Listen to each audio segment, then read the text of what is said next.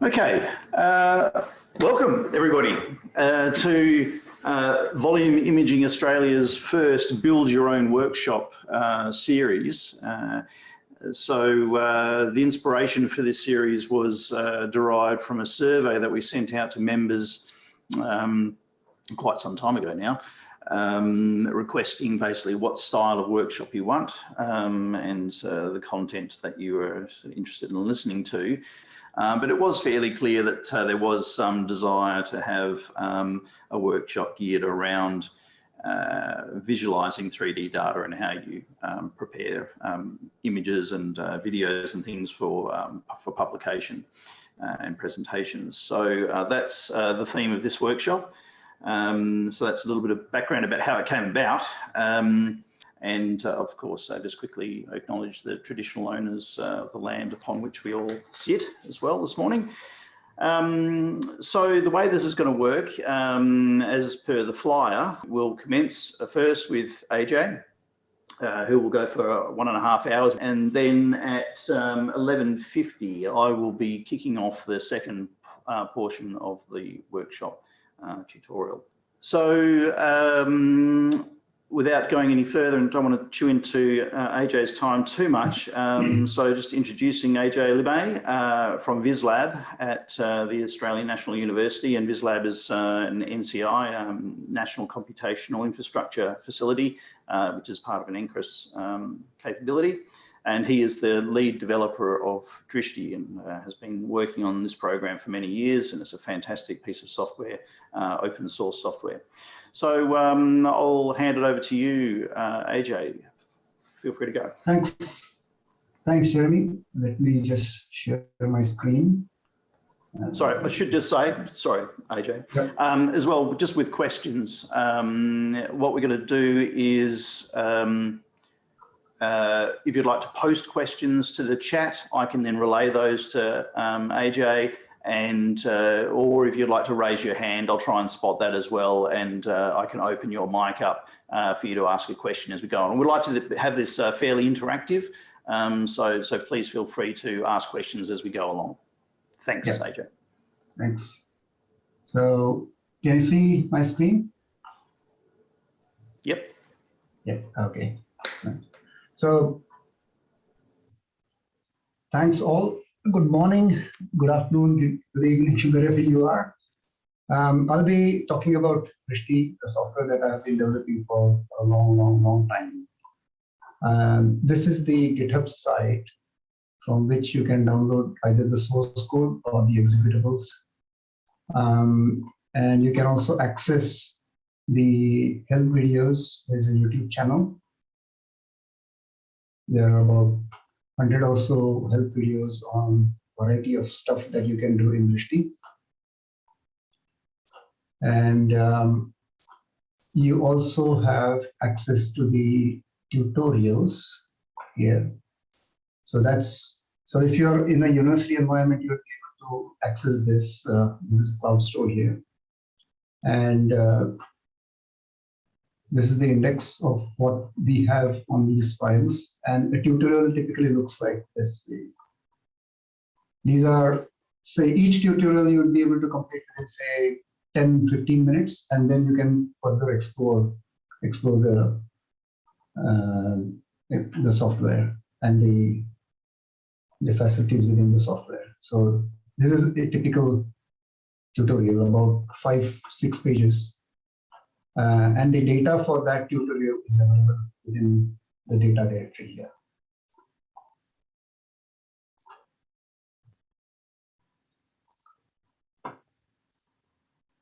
And then people have also written their own documentation for Drishti. So all these things can be accessed from the GitHub page. So what I'll do today is, rather than giving you a PowerPoint presentation on Drishti, we will access these data sets. We will take it from import to render and see what we can do with this data. Now, Drishti is essentially 3 different programs. One is Drishti, the rendering, which actually generates the images. Then there is Drishti import, which imports all different forms of your volumetric data, and then Drishti pane is the segmentation tool. You can do the segmentation in 2D as well as in the slices. But today we'll just concentrate on the presentation part, the rendering part. So let's import the data first. So let's see what this one is. So this one is a TIFF file. It's a TIFF stack. So it gives you these options. So selecting that, grayscale TIFF images. 52 images, that's 16-bit per voxel. Okay, so this one is a tomogram. I'll just go up here and then just change the color setting to see what we have here. That's the histogram of the data. Now these markers here at the end help you to change the contrast of the data. You can also put markers here and increase or decrease the contrast. So for example, I want to concentrate on that part. I can put these markers here. Right click and left click to add and remove the markers. And then I can easily increase or decrease the contrast.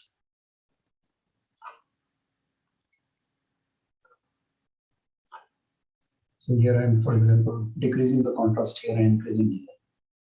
So I'm converting the 16-bit data to 8 bits, but you can store 16-bit as well. So let's just store this as it is. So this here as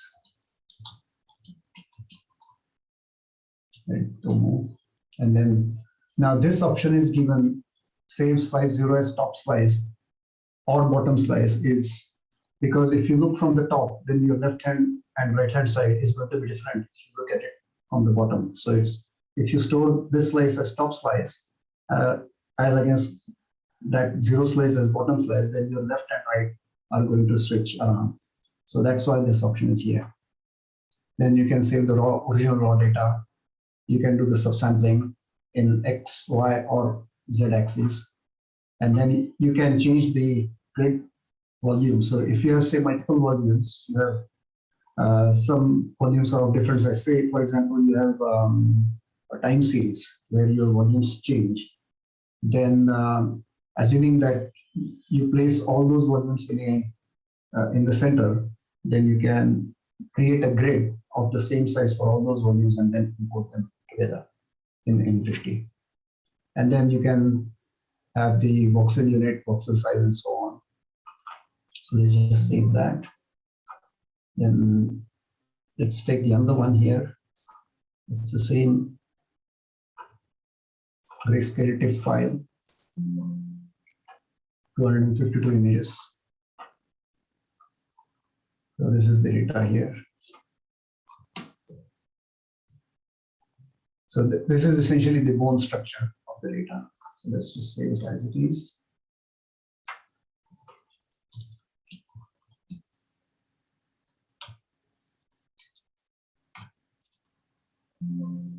So now we have converted these two files into these files here. So that file is really a text file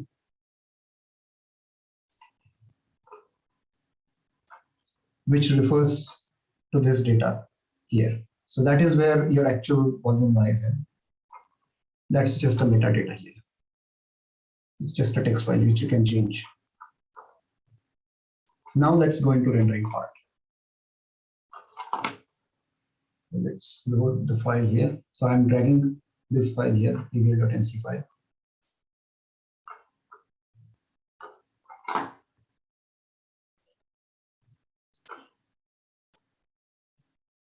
Just turn off the status bar and then F2 to take it in high resolution. So this box, show the box here. We can show in the preferences, we can show these access levels here by increasing the text size. So this will give you box dimensions here, and you can change the labels, for example, and so on. So, and then you can also change the text step.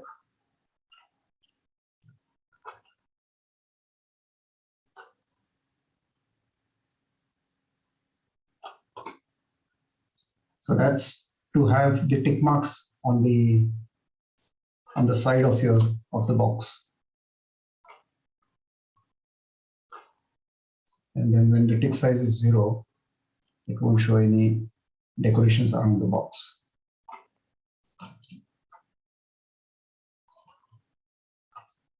Now, this information here, it says microns.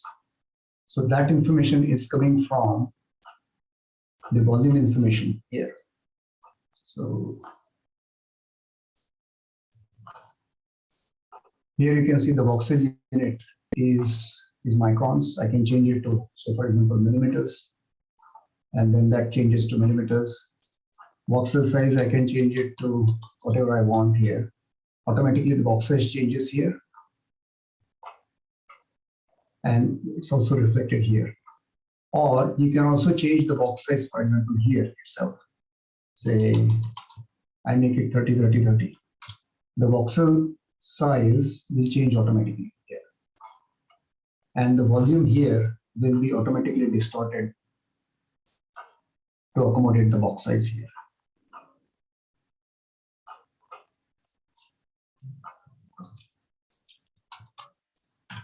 So that's the original one. So you can change the information here and affect the image there.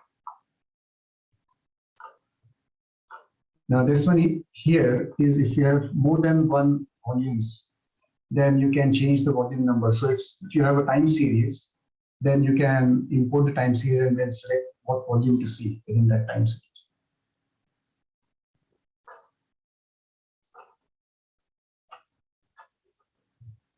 So now let's see what affects the way in which the volume is seen. The first one is the transfer function.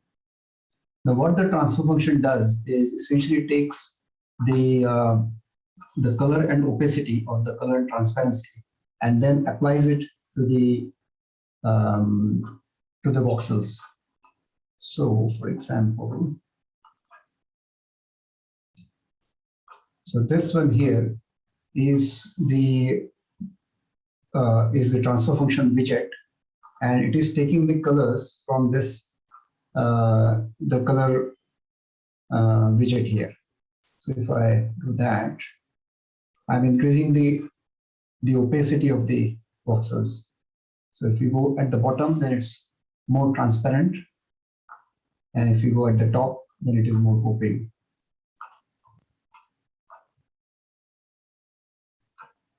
And this color gradient is taken and applied here. So these are the widgets here, the transfer function widget, and I can move that, and then what it's doing is essentially taking that color here and applying it to the voxels. Now how it is done is on the horizontal axis, we have the voxel values. So in this case, if I turn on the grid,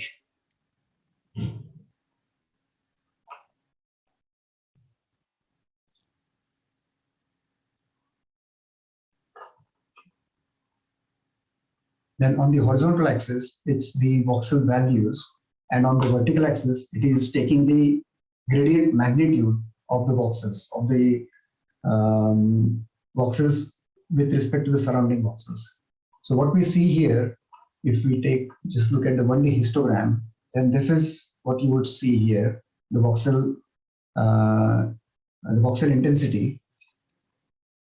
And then for each of these voxels, we take a neighborhood of 9 voxels and take the gradient and then plot that gradient on the vertical axis. This one is not really good data. So let me just load you a very simple data to show the effect of gradients. This data is available in the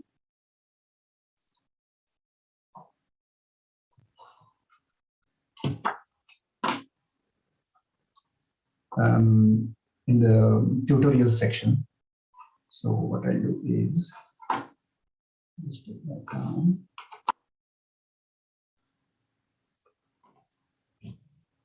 So this is a simple data set, it's an engine data set.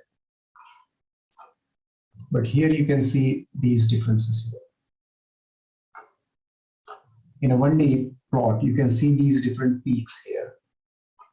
And in 2D, these peaks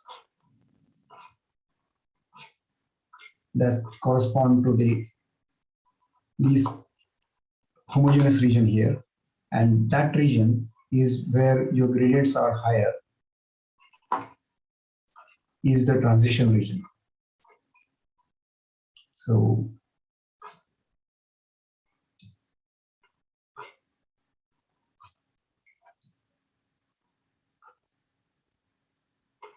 all these manipulations that I'm doing are there in the tutorial, in the text form and on the YouTube videos with the audio descriptions as well. So what I'm selecting here is a homogeneous region. And that's why you can see the changes in the image here. It shrinks because it's selecting only the region in which these boxes are closer to zero in terms of gradient magnitude.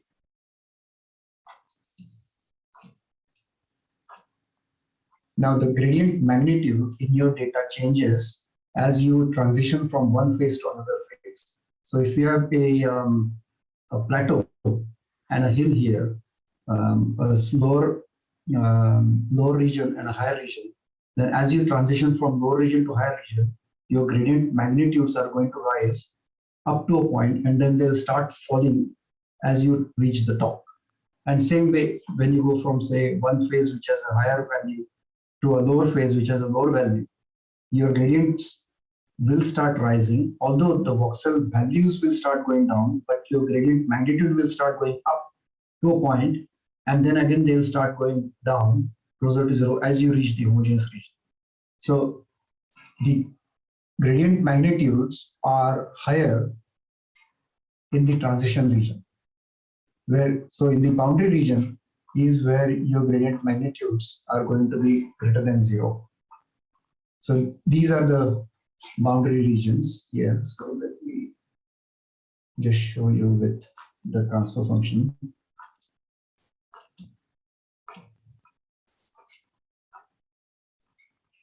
So that's one region here. I'll have another transfer function.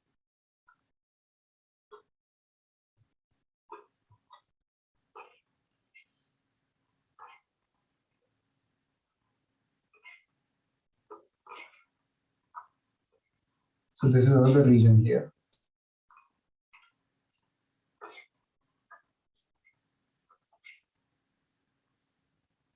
And then these are the transitions. So if I just turn them off.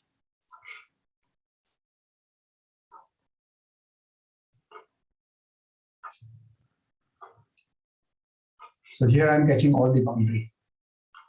This one, I'll just change the color.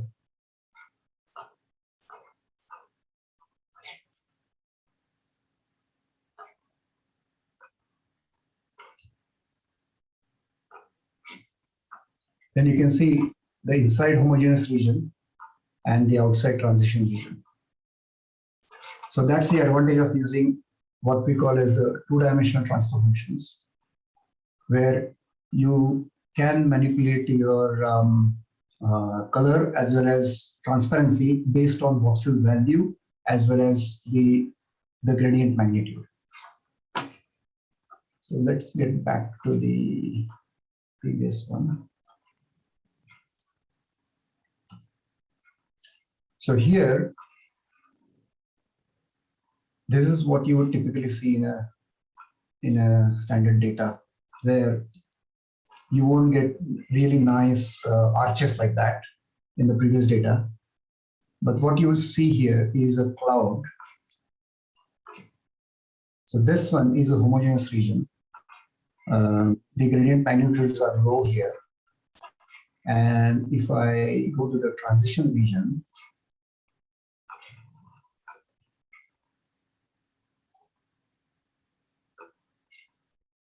then you can clearly see that we are picking up all the edges.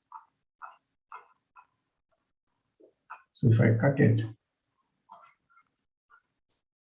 then you can see here. So that is a homogeneous region, which is this part here. And that is a boundary region. If I turn this off,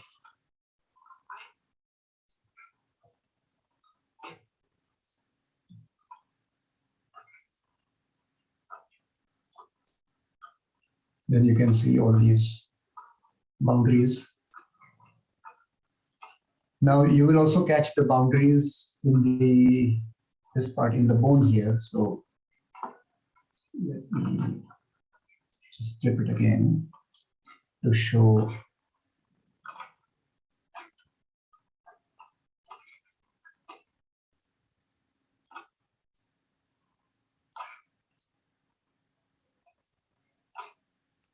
So you can see these ones here. Now we can see the transition here. It's because within the bone you will have the pores, and it's catching the boundaries, the transition between the bone and the pores. So that's what we are seeing here.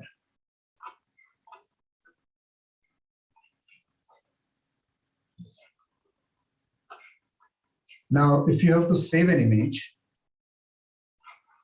then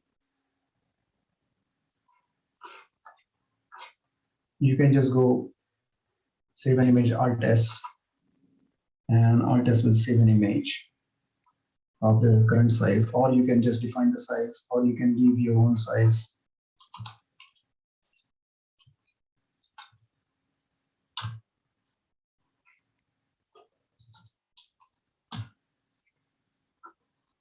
You can save mono or as well as stereo image. So that's an image that is to save. Now the background is black. So what it will do is it will save the background as transparent. So let me show you how it looks like. So if you say, for example, import in Photoshop or other software, then this is what you will see. The idea is that you would then be able to embed that image into whatever software that you want and then do post-processing. You can have a different background. Or if you don't want a black or transparent background, then you can go into references. This is here. And in the tab, I can change the background color to something that is not so very low value, and it will still be black. So what I do in Drishti is, if the background color is essentially 000 in red, green, and blue, then I treat it as a transparent background. But if the value is non-zero, then it is treated as the opaque color. So if I now do that and then save the image,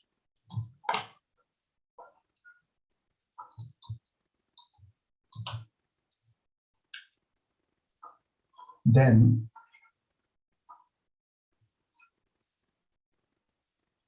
you'll get a black background or whatever color background you want to have.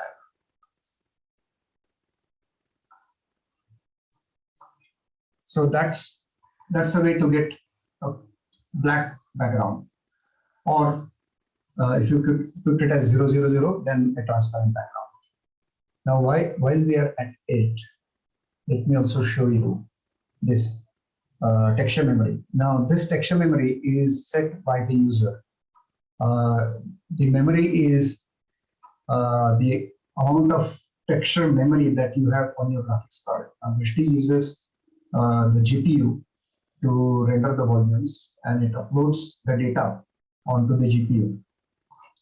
Now, the reason we have low-res and high-res mode is because your data could be very big, and because everything is uploaded onto the GPU in one shot, I may not be able to handle the entire volume onto your GPU. So you have an option of either taking a smaller section, so for example, like this, and loading it onto your GPU, or if the data does not fit onto your GPU, then it is subsampled.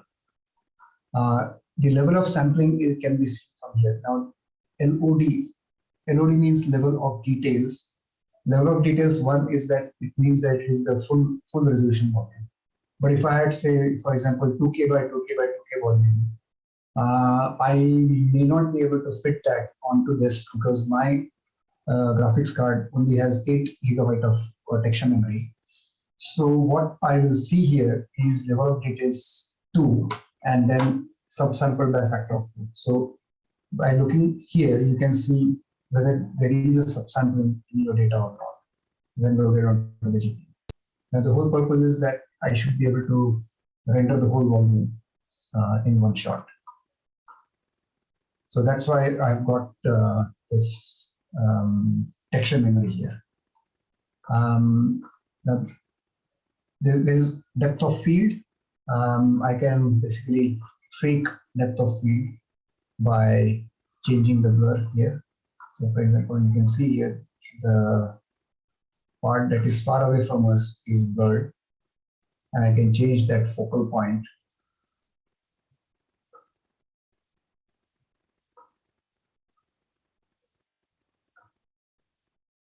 So this is just depth of field. It's just taking depth of field.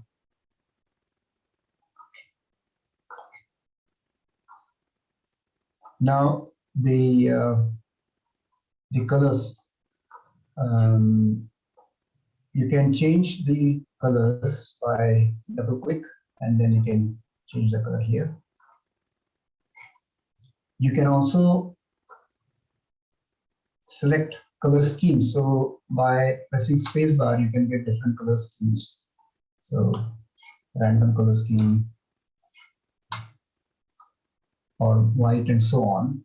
But you can also create your own color scheme and save it. So for example, I want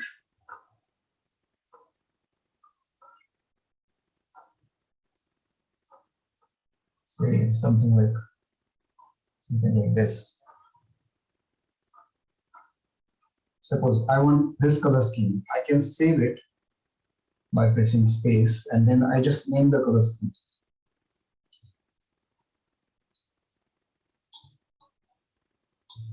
For example, red, yellow, white.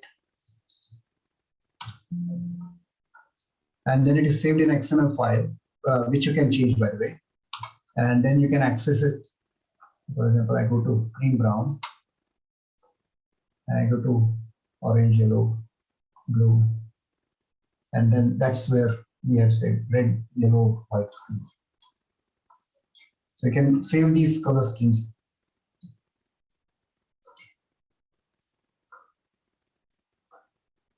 Now you can also, once you have generated this one, the image, you can change the look of the image by bringing in the shader widget. Let's take that out here.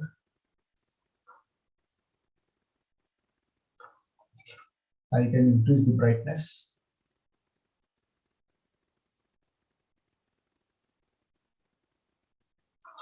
And then I can use the GI lighting, the global illumination lighting. You can press tab to get that, or you can go from the functions. If I change the opacity, I get that, and then I can also increase the brightness. So I'm increasing the contrast in the image.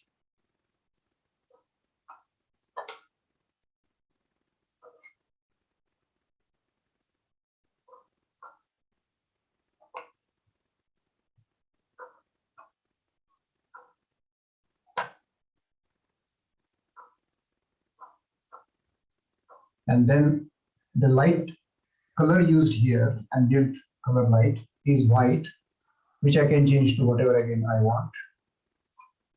So if I change the light, then the light is going to affect the look of the image because it interacts with the transfer function. So if I just turn this off, and it's all red, orange. And if I change this one here to say white or red or green, then the look is going to affect that.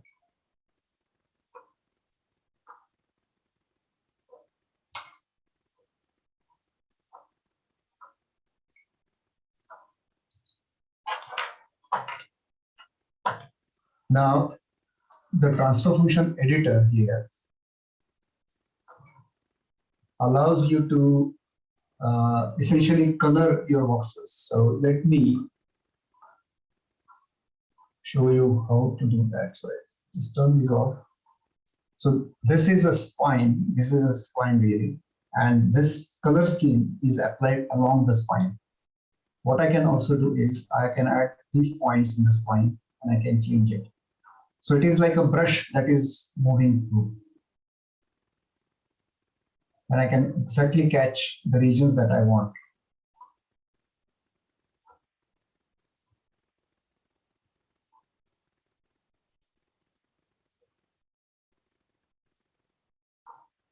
Or using control, I can change that. So this one is a very simple data set, so I don't have to actually manipulate that. But sometimes you might have to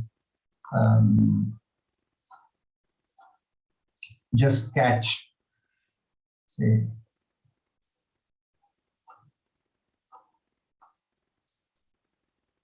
certain regions. So I'm essentially catching this curve here, and this is the result of that.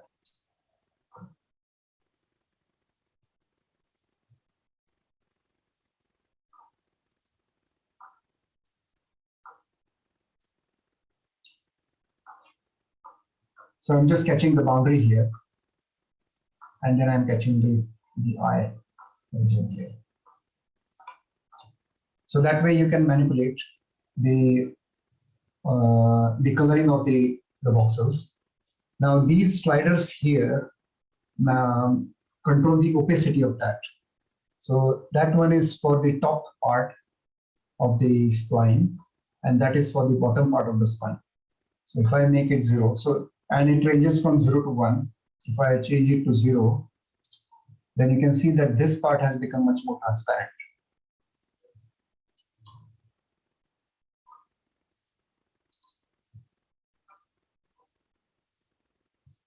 And then the way this one changes is the slider will take that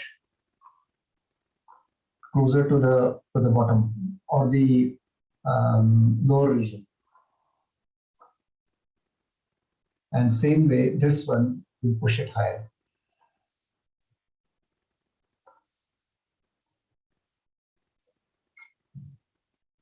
And you can do the same for the other side.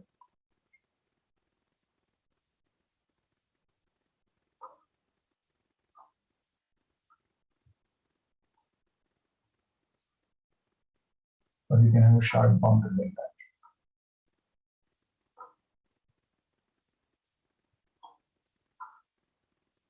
So in this way, you can manipulate the coloring of the of your data.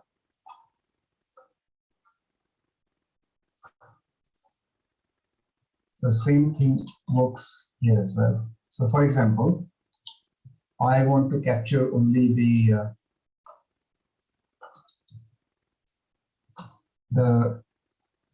transition region or the boundary region.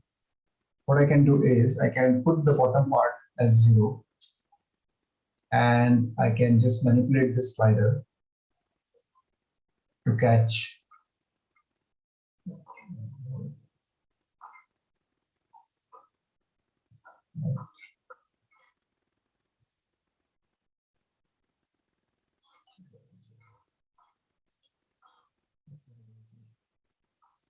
brightness. Yeah.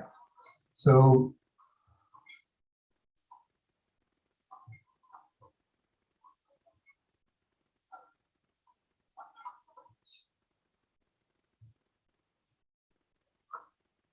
this way, for example, here I'm just catching the boundary region.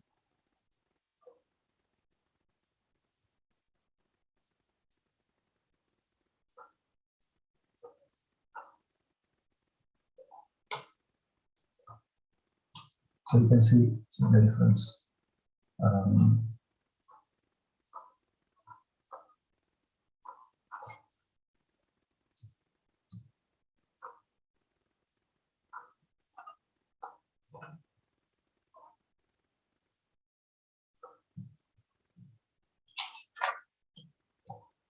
Now we can also, along with this light here, let me change the light back to white here. I can add extra lights.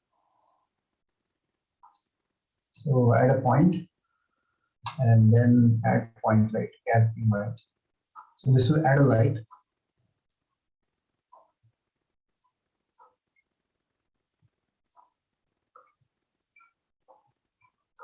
And you can make your,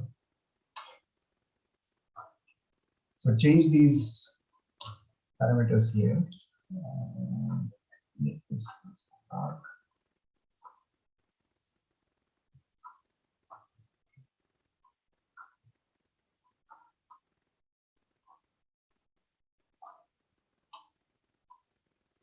Color.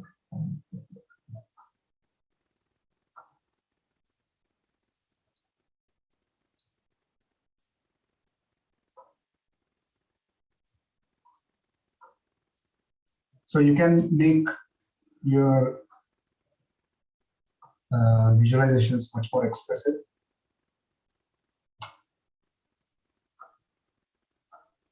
And you can also change the color of the light.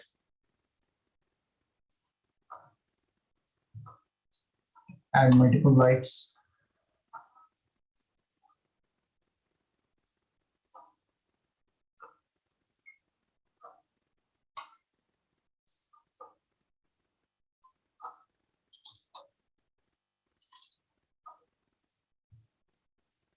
So what I'm doing here is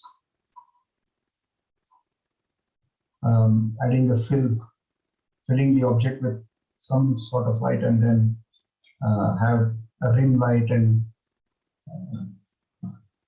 to bring out the details if you want. If you want to concentrate on a certain region, for example, then we can just bring the light closer to that region and then make the other regions dark.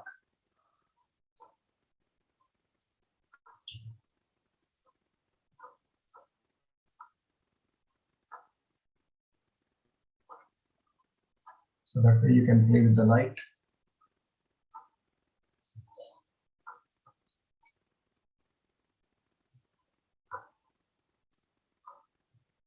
And then the brightness. And then you can also have screen-based shading. So it's the shadows.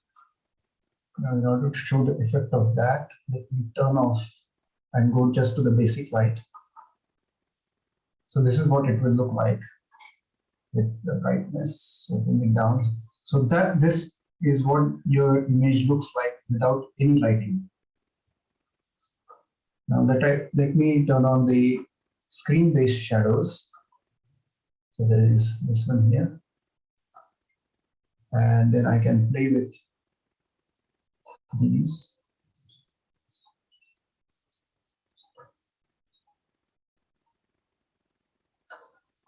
So these are screen-based shadows which can go along with your ambient occlusion and GI lighting.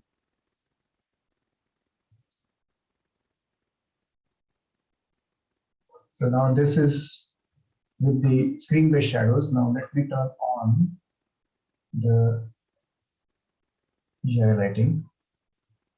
So it looks much dark. Turn on the brightness and remove the screen-based shadows. So you can see here default lighting SS. I'm changing.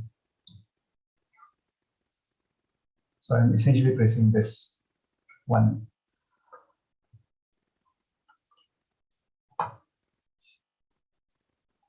Now you can also put a bit of emissivity in there. So I will add that. I'll add a transformation and put it at the end.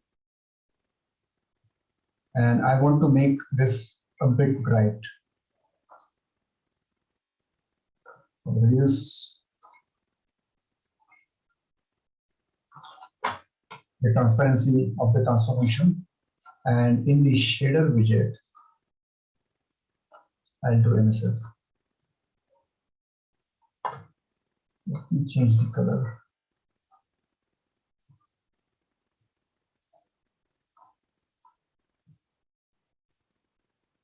So it gives a bit of warmth.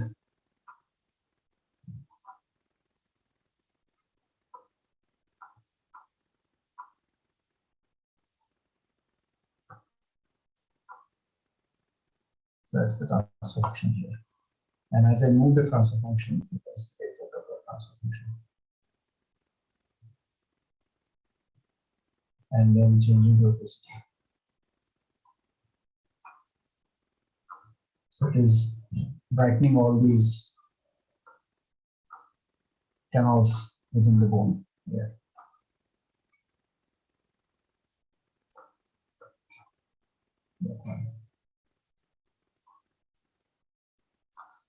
So you can include emissivity again as a part of your lighting and presentation.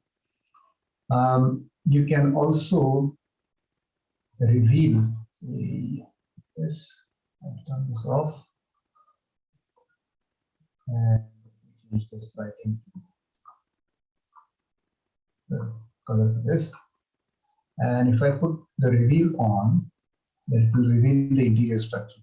Just turn off the emissivity.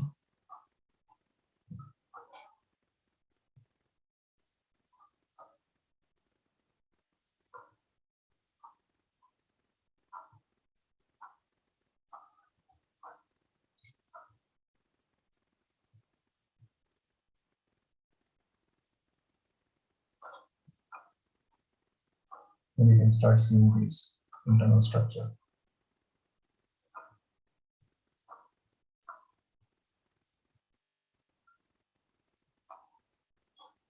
I'll turn this thing on and then turn off this. So it will remove the top skin to show the interior.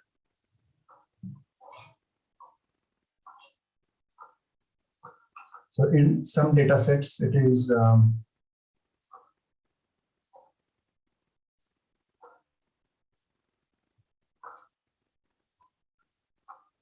that's the meaning.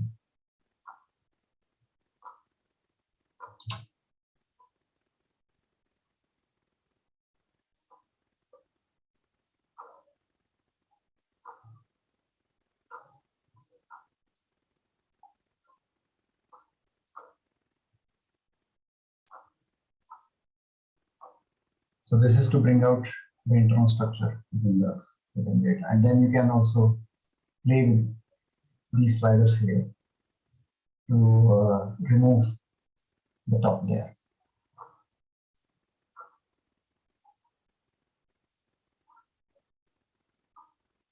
Now, once we have this, let's create a simple movie.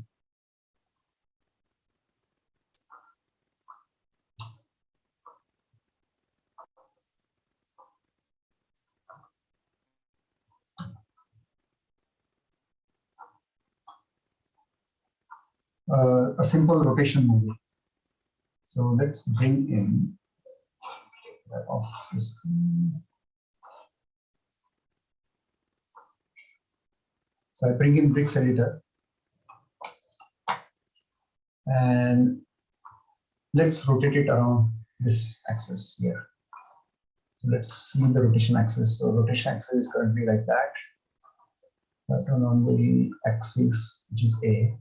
So red is x-axis, then green is y-axis and z-axis. So we want to rotate about z-axis. So let's change that to x, y, and z here. So 0, 0, 1. And keyframe editor. This on the axis. Save a keyframe. So another keyframe here.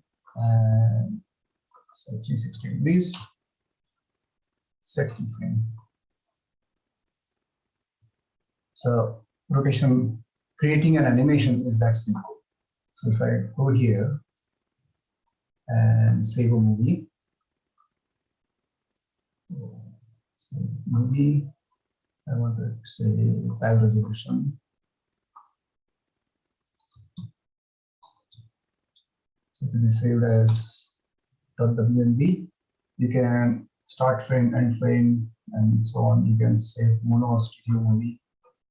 Let's save mono movie.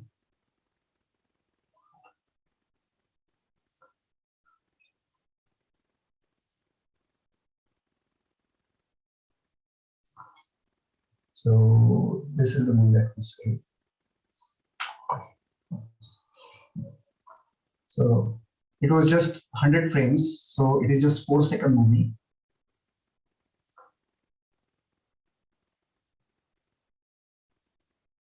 But you can change it like that, and it will become a slow movie.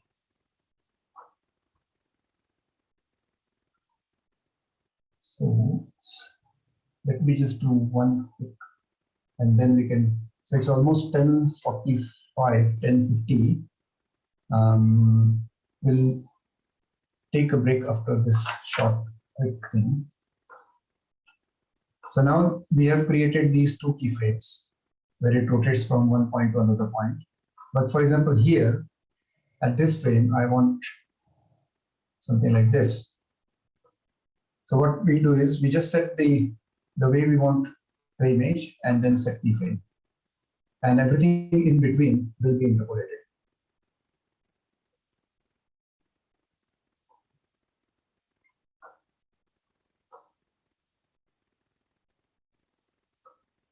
So now your camera movements are interpolated. In here, it is going out of range. So what we can do is we can bring it back, put it here, save keyframes. Similarly for here, it's out of range. So bring it back, just move it back a bit and save. And everything in between will be interpolated.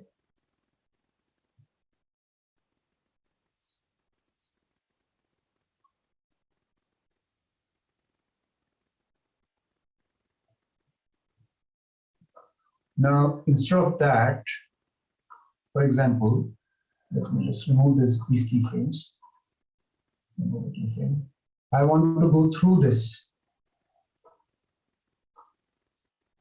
Then in that case, what I can do is I can save this keyframe here, go in here.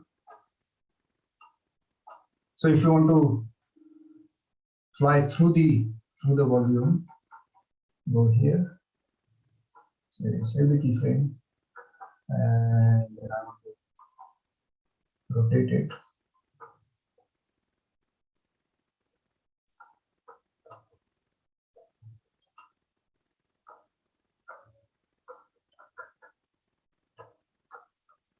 Rotate it, bring it here.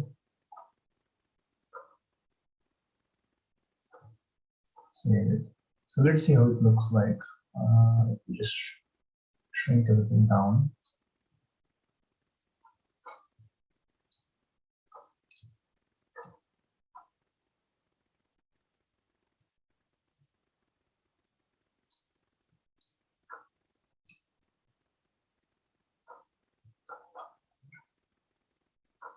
So from here, here, and then it will rotate. and then it will come back out here. Okay, so going from here to here is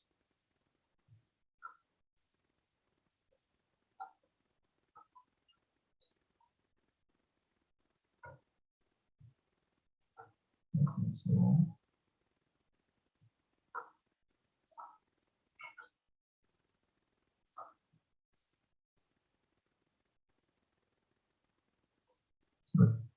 now what we can do is we can copy this keyframe and say paste it here. Copy this keyframe, paste it. So we will have a fly into the volume up to this point, then it will wait here, then transition to the new point, again wait, and then get out. So this is what it will look like.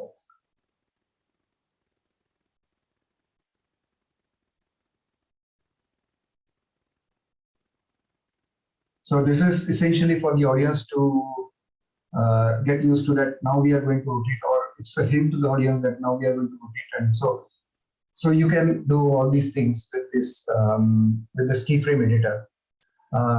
Now, what keyframe editor allows you is to save all the views that you want, and everything in between will be interpolated, including transform functions. Now we saw the rotation in the previous hour to rotate around some of the standard axis X, Y, or Z. But suppose we want to rotate around some random axis, and our rotation pivot is somewhere different. Here, for example, rotation pivot is at the center of the box. But suppose I want to rotate from, say, this axis. So a way to do that is, of course, change the coordinate here, or you can just put a point here from where you want your axis to go through. So I add a point here, shift click, and then the H here is hit point. So you're now rotation pivots moves to that point. And suppose I want my axis to go through, say, here. So from that point to here. So add a point here and hit for the rotation axis. So if I rotate that, then these coordinates will change. And now your rotation axis will be whatever axis that you want. So now once you rotate here, it will be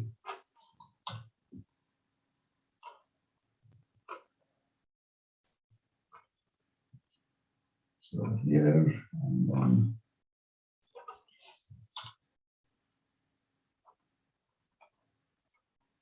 so then you would be able to rotate it around any random axis.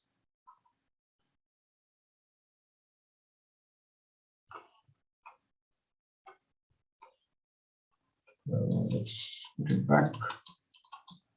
So 0.5, 0.5, 0.5 is the center of the box. The box is all normalized, so it's all from 0 to 1. So if I put 0, 0, 0, then it's one end of the box. 1, 1, 1 is at the other end of the box. This is all explained in the tutorials. Now suppose you want to show the data in the original, say, black and white. So let me add a transfer function here.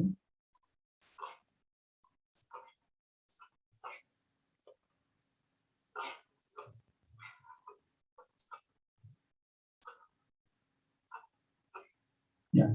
So what we want is our data or our volume to emerge from this black and white box. So what we do is, one way to do that in the transfer function is set a keyframe, set another keyframe, and then just remove this transfer function. And the transfer function will be interpolated. and you can press space bar and change it to ease out. So these are just transitions between the keyframes.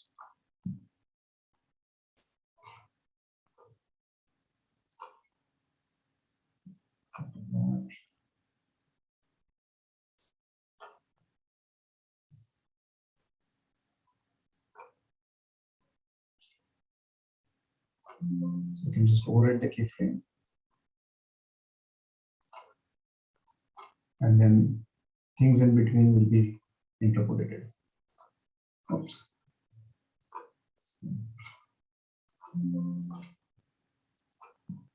That.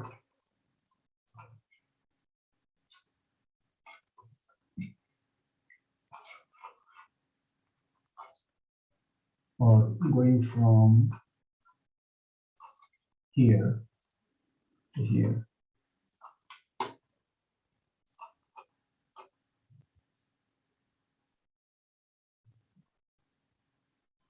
So this is what is transfer function interpolation.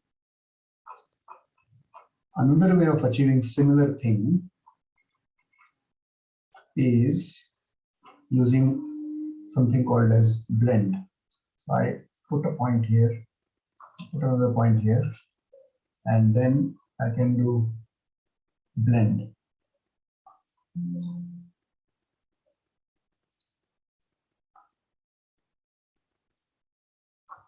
And in the blend, let me add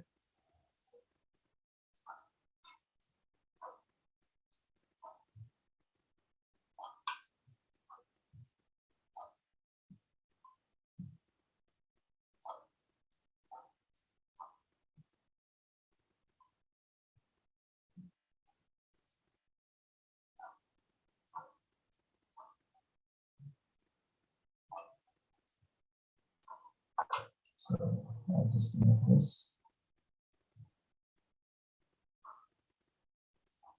here, grab, and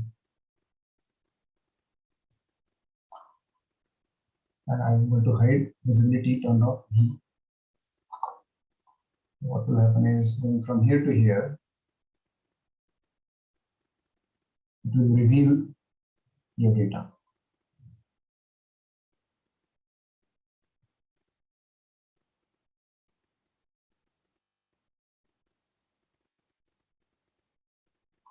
So what I've done here is in the blend, if I hover over this widget and press space bar, then you can see that I'm using transfer function from set number 1. But I can, for example, use from set number 2. Then I just need to put these transfer functions in set number 2. So that's why we have these different sets. And then here I can also, for example, magnify.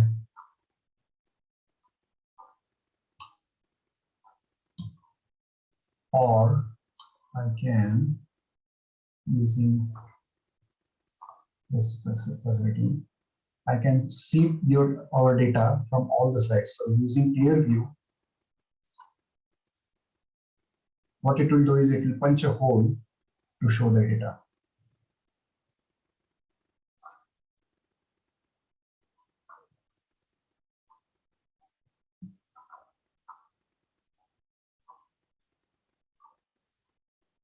So that's clear view. So you will be able to play with these.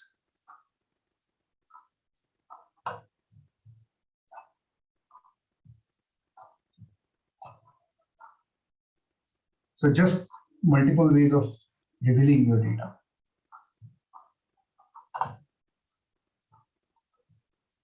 Then you also have something called as crop. Like blend, you can have crop. So you can either go this way or you can do via this. And then you can crop your data.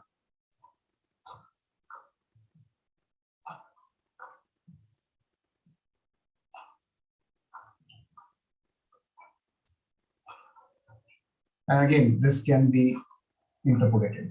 So I'm hiding that. So keyframe. I don't need that.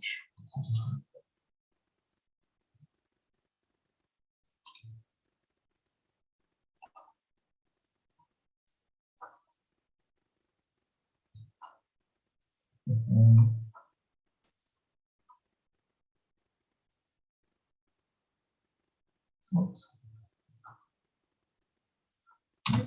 Wait.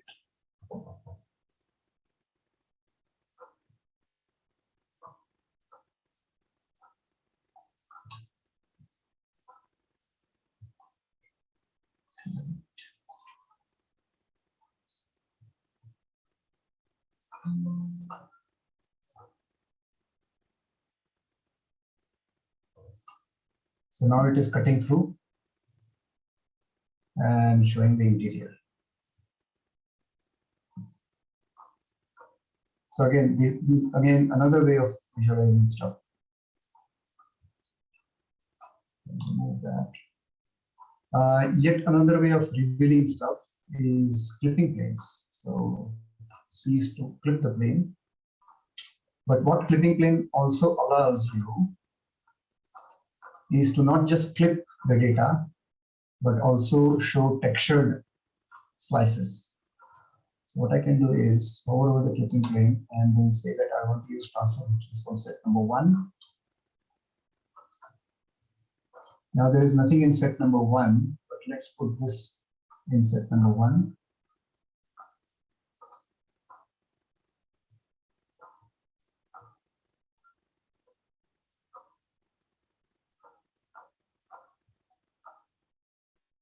So if I hide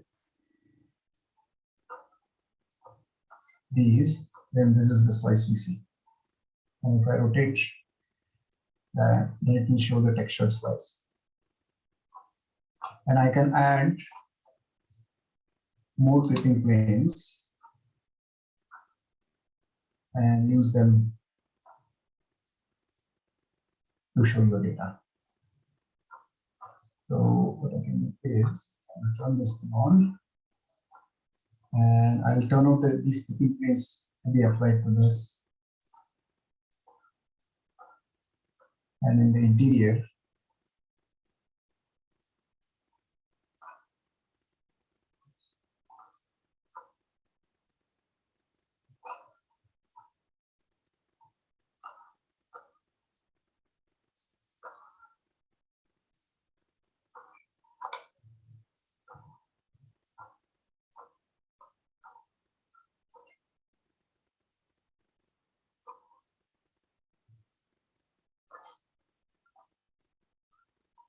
and then in this transformation. So now you can see these slices here.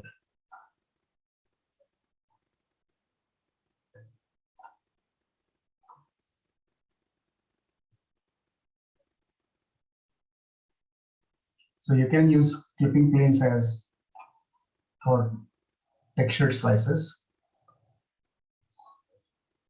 Now there is something called as viewport in the clipping plane. So you can turn on the clipping plane for viewport, 0.5, and then you'll be able to see that within that viewport.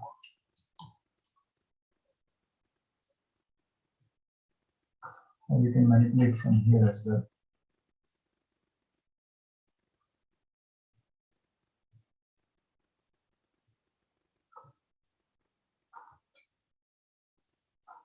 And then if I use this, I can also increase the thickness. So here it's showing the thickness of the slab that is shown here.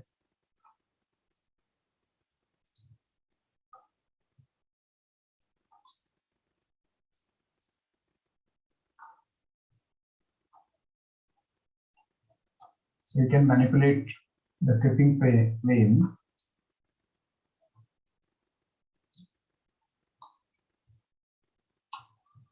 and this block models.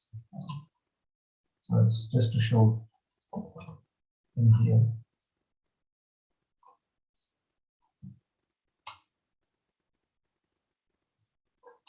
So this can be full screen like that.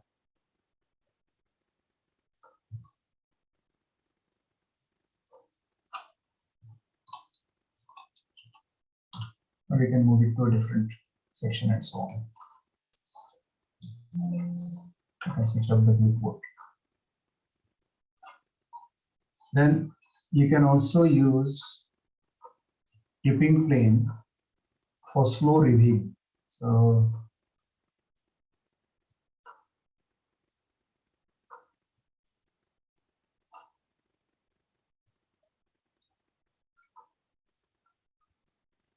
and then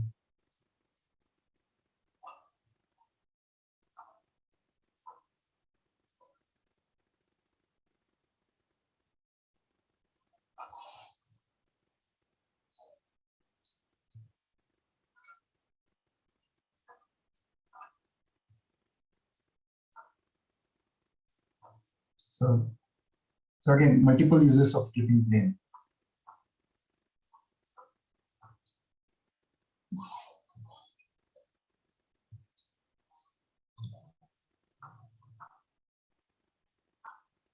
Now you can also use bricks.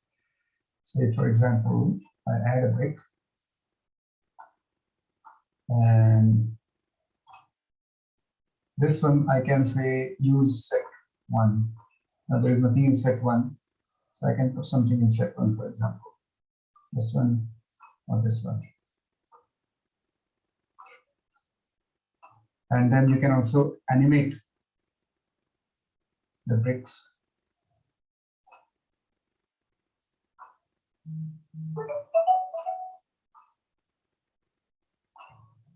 So I've got the brick here.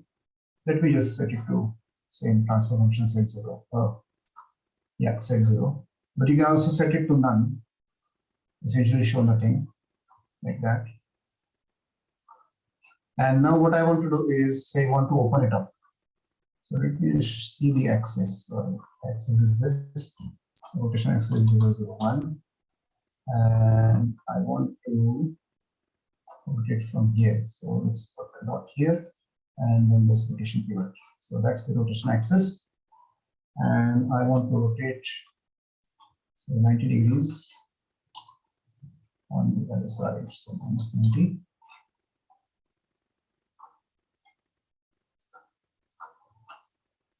So this is what I want to show.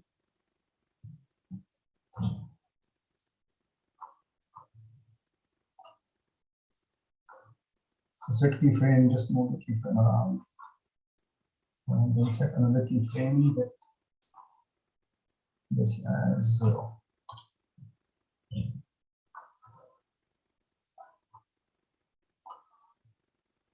Set keyframe. It goes like that. Again, yet another way of showing the interior.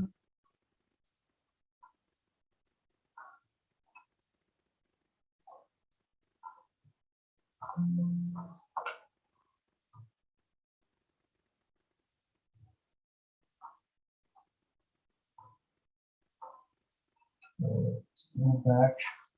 Now, if you want to quickly show the certain regions, then we can use something what is called as mop. Let me just turn these things off. And let's bring the transformation up here.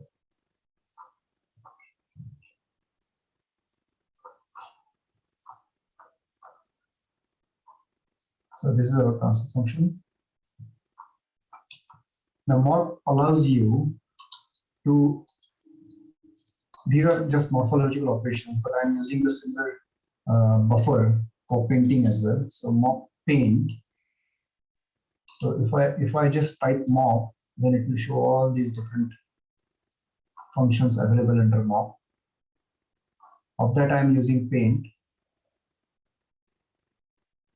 This one here. What this allows me is to paint on the structure. So that's the radius and that's the tag. And the tag colors I'm choosing from. Yeah, so these are the tag colors. So if I press up arrow, then this will change the radius. And then left and right arrow will just change the tag. Okay, so I want to say color this.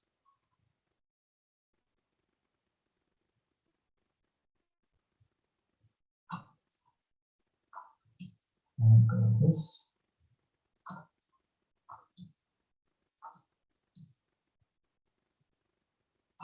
Now in doing so, I have also colored some names which I want. So using the right click, I can remove those regions. Just rub it off. Okay, so I've got that. And it's taking from here. So, and then the opacity is basically applying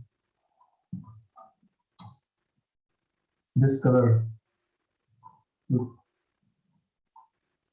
the tag color to the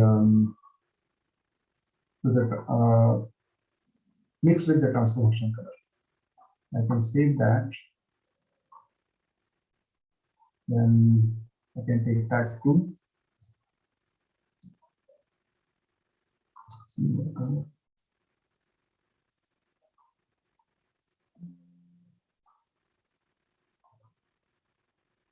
So let's use tag 1.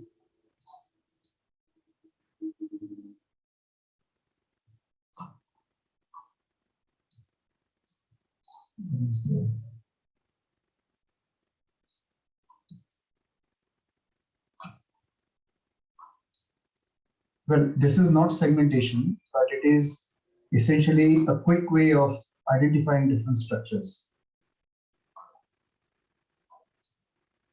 for presentation purposes.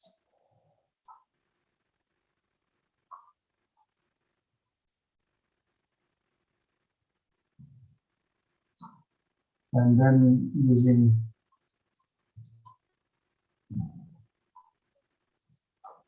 this opacity, you can decide how much to mix. So 1 is full color and 0 is, so you can use these techniques to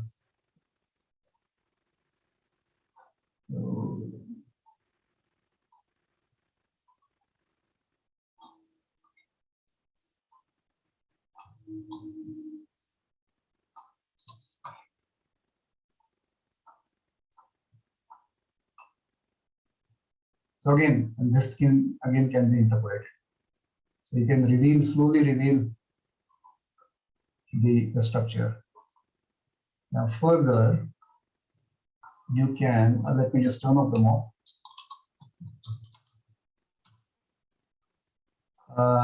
Generate surface mesh. So mesh generator, apply tag colors. So because I want to apply these colors to the mesh along with the transformation colors, apply tag colors, and then just keep the default. I just want to shoot into the volume and then collect the information, color information. So I'll do that. And say I've got 10 GB I can use surface mesh.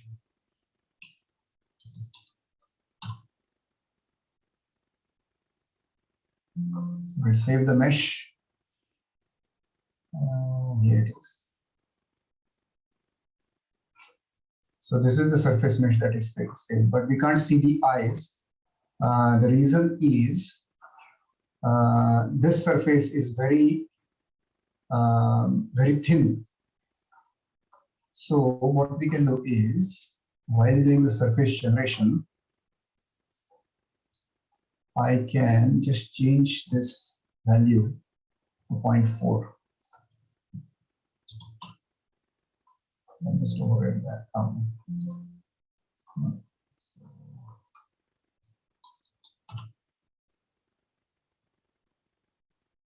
So this will dilate the mesh a bit, and then hopefully we'll get the eyes. Yes, we are getting the eyes here. So this is how it looks in Meshlab. But Drishti now also has surface mesh rendering. So let me load that and show you this.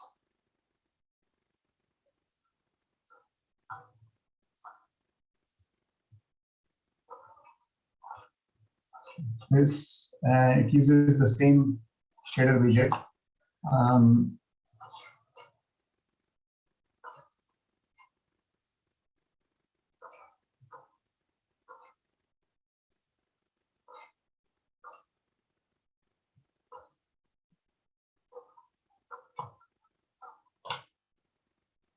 And it also has sort of reveal functionality here. Just remove the top surface, or it will also show the interior transparency. Then there's outline. I'll come to that outline again later on. When we have multiple meshes, then the outline is useful. So you can generate surface mesh. Then simple scale bar. So in the widgets,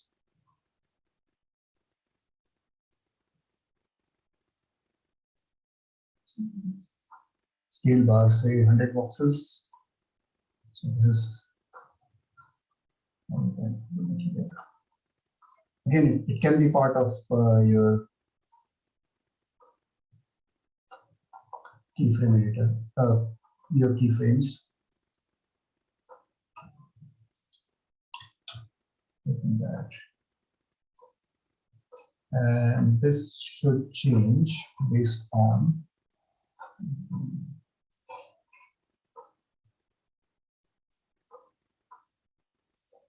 so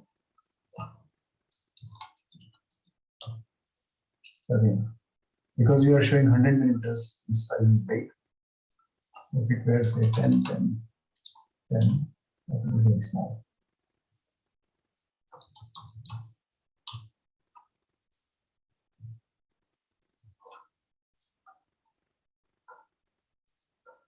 Then you can use path. Just add the points and then path. You can get the length of the path.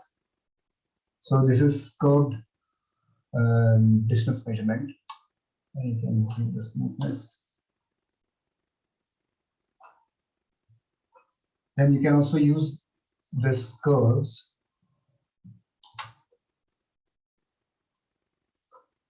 to show the caption. So for example, and then you can use labels.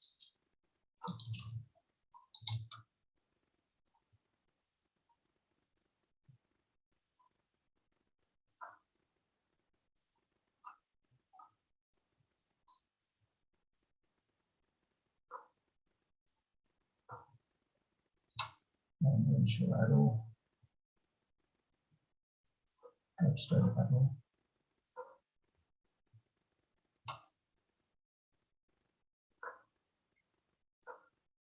Yeah, so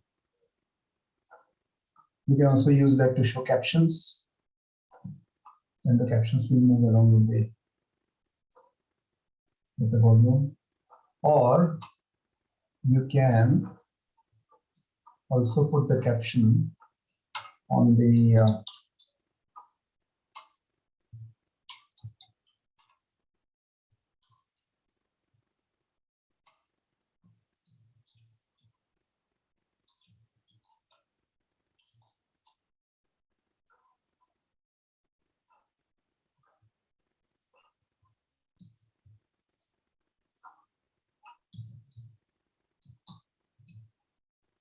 so you can also put the labels on the volume. So sticking to the volume is just another way. of labeling.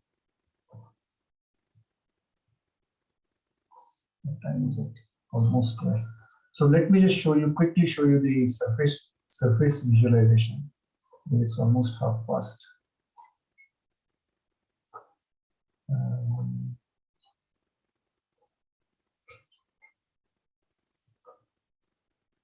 So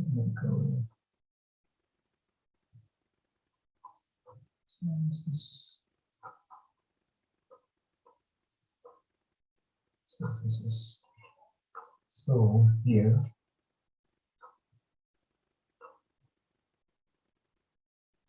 So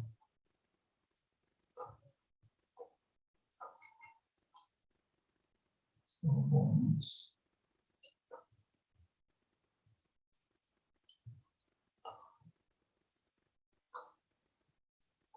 Now, with this, you can also paint.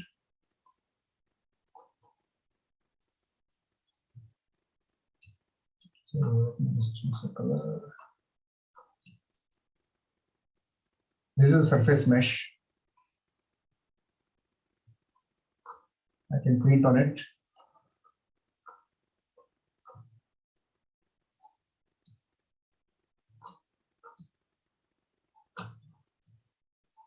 So that's a quick, and then you can of course save that. Now, these were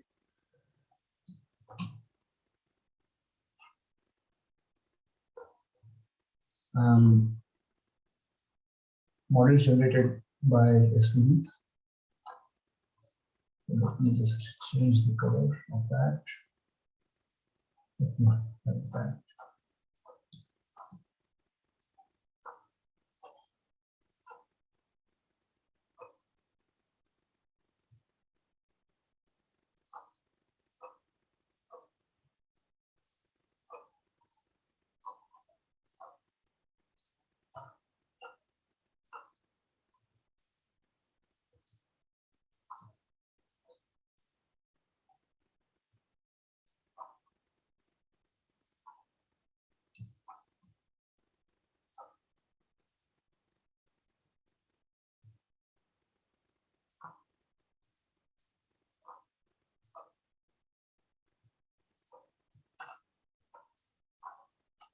And then I can use outline.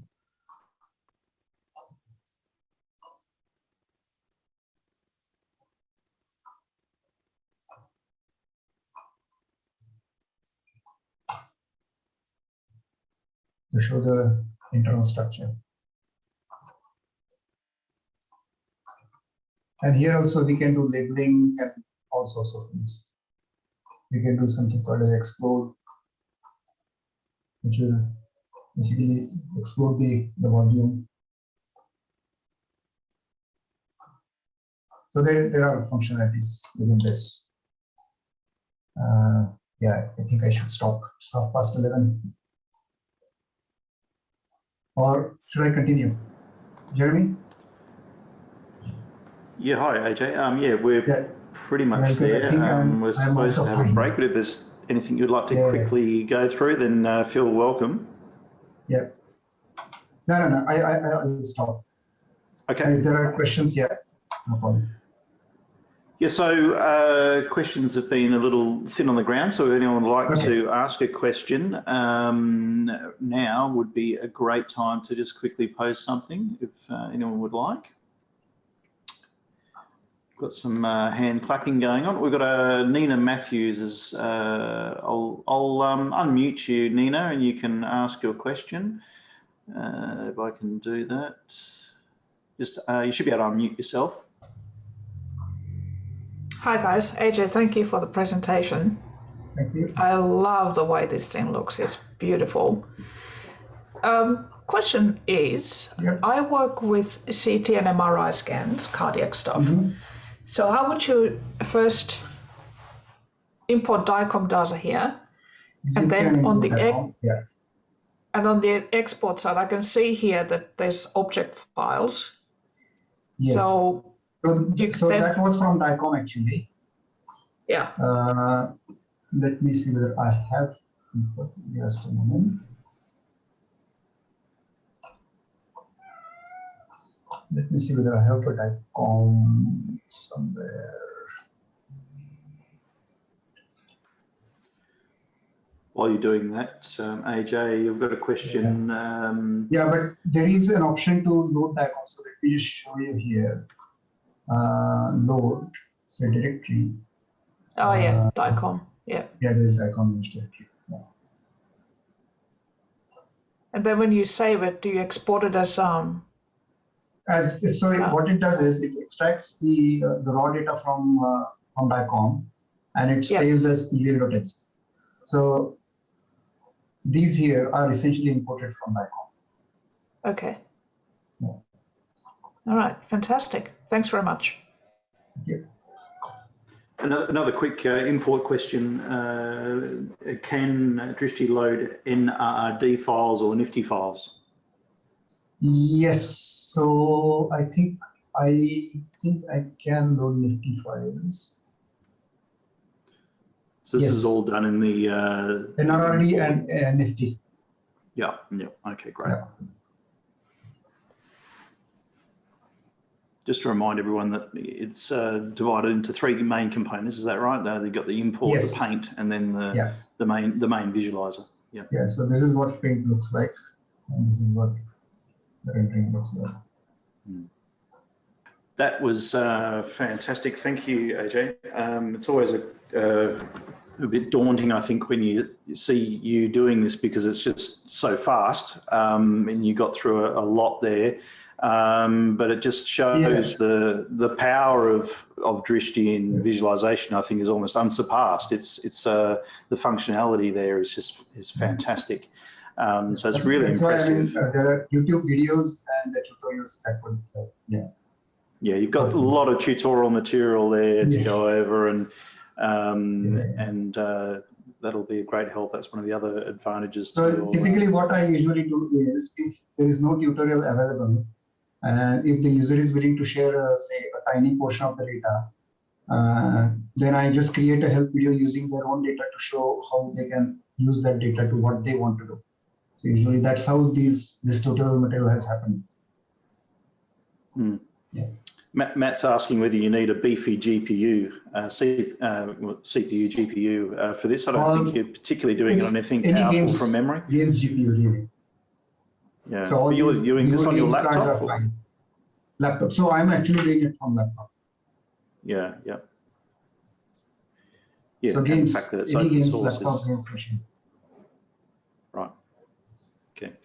Yeah, and the fact that it's free, open source, is a huge plus as well.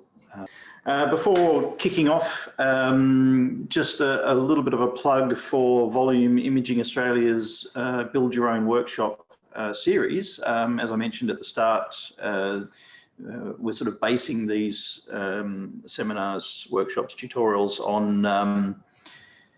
on responses received from surveys that we're sending out, and ideally we probably would have sent another one out before now, but I sort of thought it'd be better to wait until I had a bit of a captive audience. And so please, I do implore you to complete the survey when it's sent out, and also try and get your colleagues to fill it out. The better the response we have, the better we can actually prepare these workshops and actually deliver content that you're actually wanting.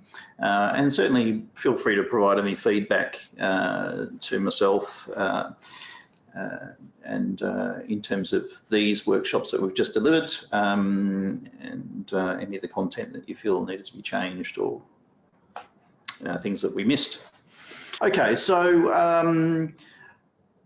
as I say, I'm working with Avizo, and I commonly have this little shark animation playing, which is again all done in Avizo. I'm certainly going to be put to shame in terms of what AJ has just delivered.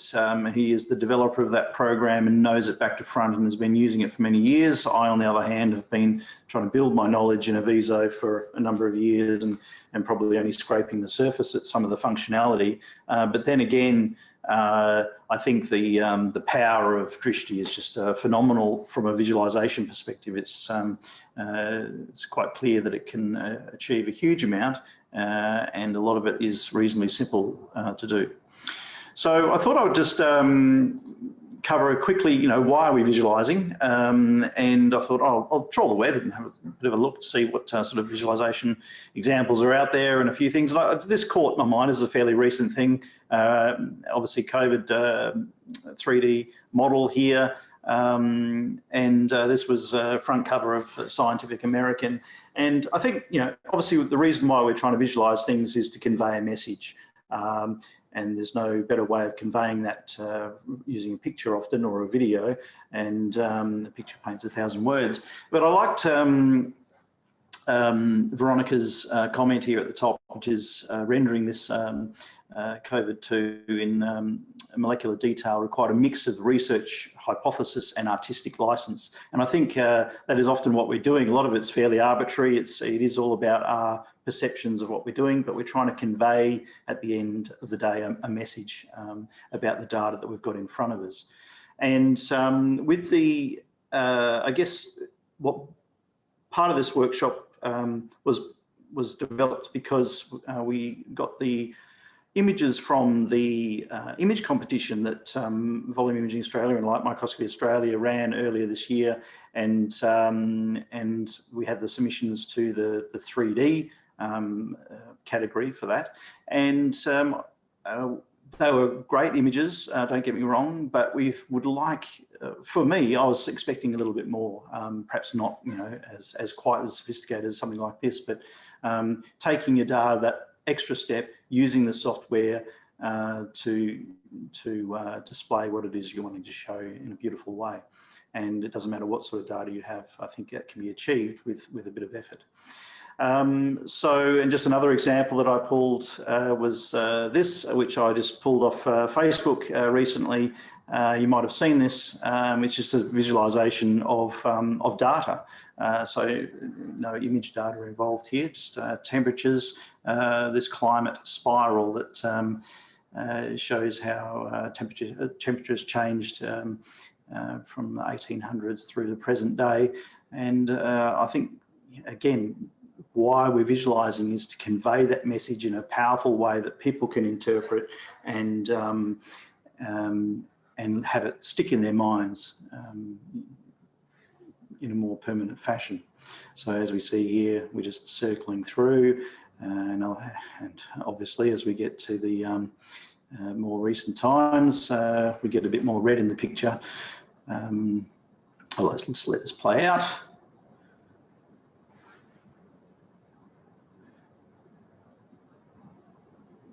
And then we do a final rotation of the spiral to look at it side on. And I just think that that's a really powerful way of demonstrating that particular concept, whether you agree with the data or not. So that's just, I just wanted to cover that quickly before moving into Avizo itself. So let's do that now. Close that down. Open up Avizo, and I'll be looking at the same data that Ajay was looking at, the flatback turtle data. So let me just drag that in there now. This is the most recent version of Avizo, 2021 version. So loaded the data, and again, you can see we've got this flatback turtle skeleton here. This was data I prepared earlier where I'd already done a segmentation. We're not going to be talking about segmentation at all in this. But as I mentioned, I mean, I've segmented the skeleton out and then the soft tissues in this particular example. But what Ajay was doing was really doing segmentation using the transfer function, which I think is quite incredible. So we look at these two data sets. We've got the soft tissues with the bone removed, and we've got the bone itself. Okay, so these are just two separate data sets, and this is what we'll be using to play around with and show some concepts.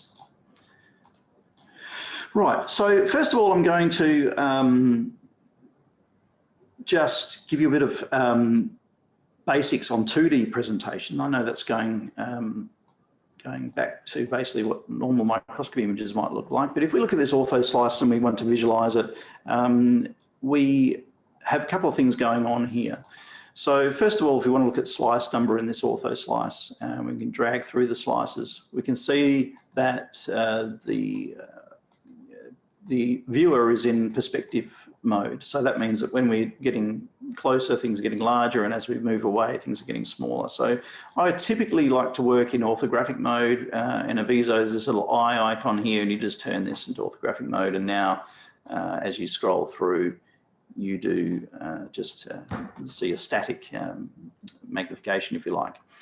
Okay, so that's one of the first things I normally change to, but obviously certain functionality in Avizo when you're doing movies and so forth, and you often have to move to the perspective view as well. The other small thing is, you know, the bounding box. We might want to remove the bounding box, so it's getting rid of the frame, so we no longer have the frame, so you just might have your image on a black background, which is fine as well. So I guess part of the point here is think about the composition of the image that you're making in terms of final presentation. It's a bit like photography. You've got to think of the overall composition of the image. And the other thing is background. So we want to just change the background. We can go to view, background, and we might want to change it to white, for example. We can have uniform or gradient backgrounds, but we can also just have a white background instead. So we have you can see the bounding box of our data quite clearly there. So we can also do that. The other small thing is scale bars. Obviously, if it's scientific data, we want to be including scale bars. And so we can do that by going to project, create object, and then scale bars down here. And so we'll create that. And we have a fair bit of flexibility over how scale bars are displayed in Avizo. So you can see this is the option here, and this is the scale bar module, which has all of this functionality here, and you can add as many of these as you wish. So let's just change the background again, back to black. And so that just shows the scale bar because they're in white, obviously on a white background before.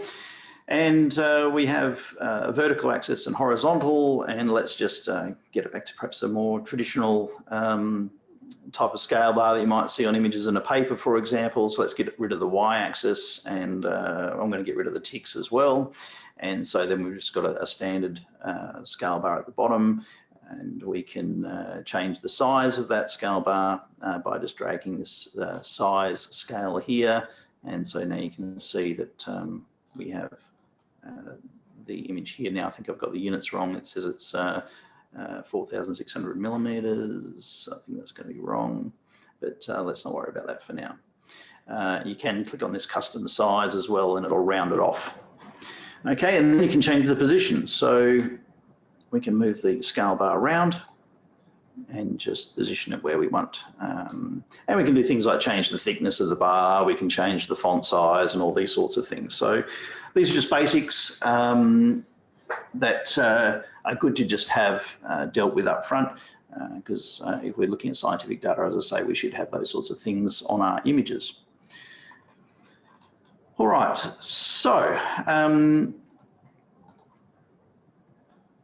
that covers pretty much all of the 2D aspects that I want to discuss. I will be talking about how you might animate 2D slices through the data, which is obviously one of the more common animations that you might see in data. It's just those sort of slicing through the data to generate a movie of all the slices in your data set.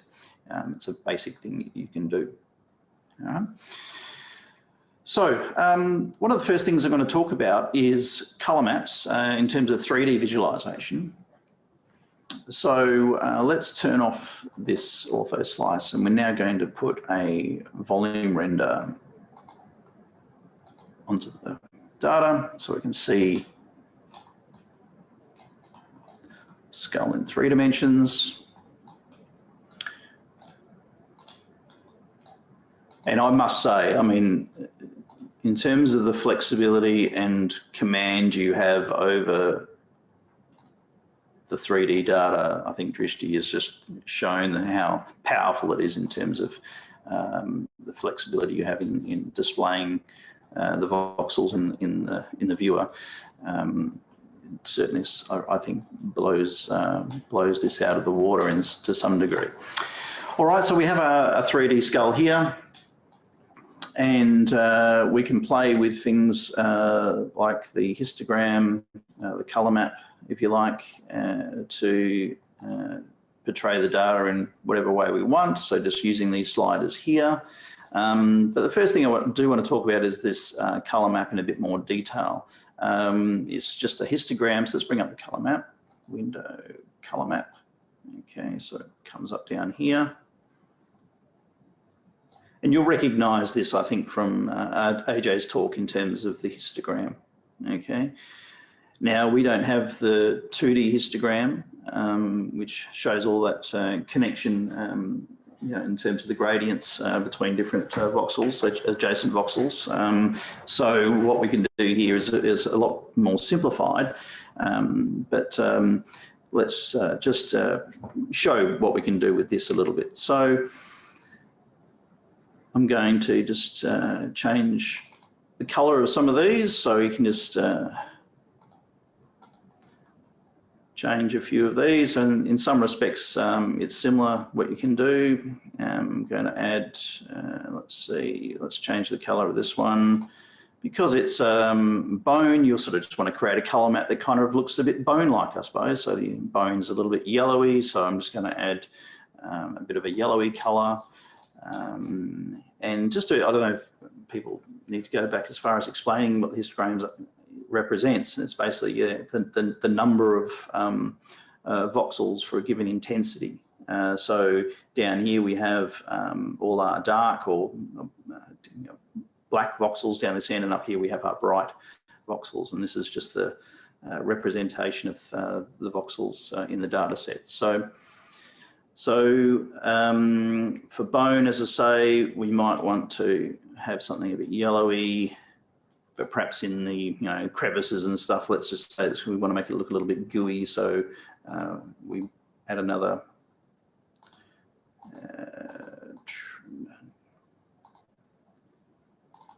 color down here. Let's just make it, let's choose that, okay. Just to give it a bit of a pinky appearance as well. And again, you can control all of the opacity and so forth of the voxels in the histogram. So you have the same sort of functionality, I guess, in the 1D histogram as you do in Drishti in this case. So I'm not going to go into this in too much detail. Essentially, all you're doing is creating something that is trying to represent what it is you're trying to display.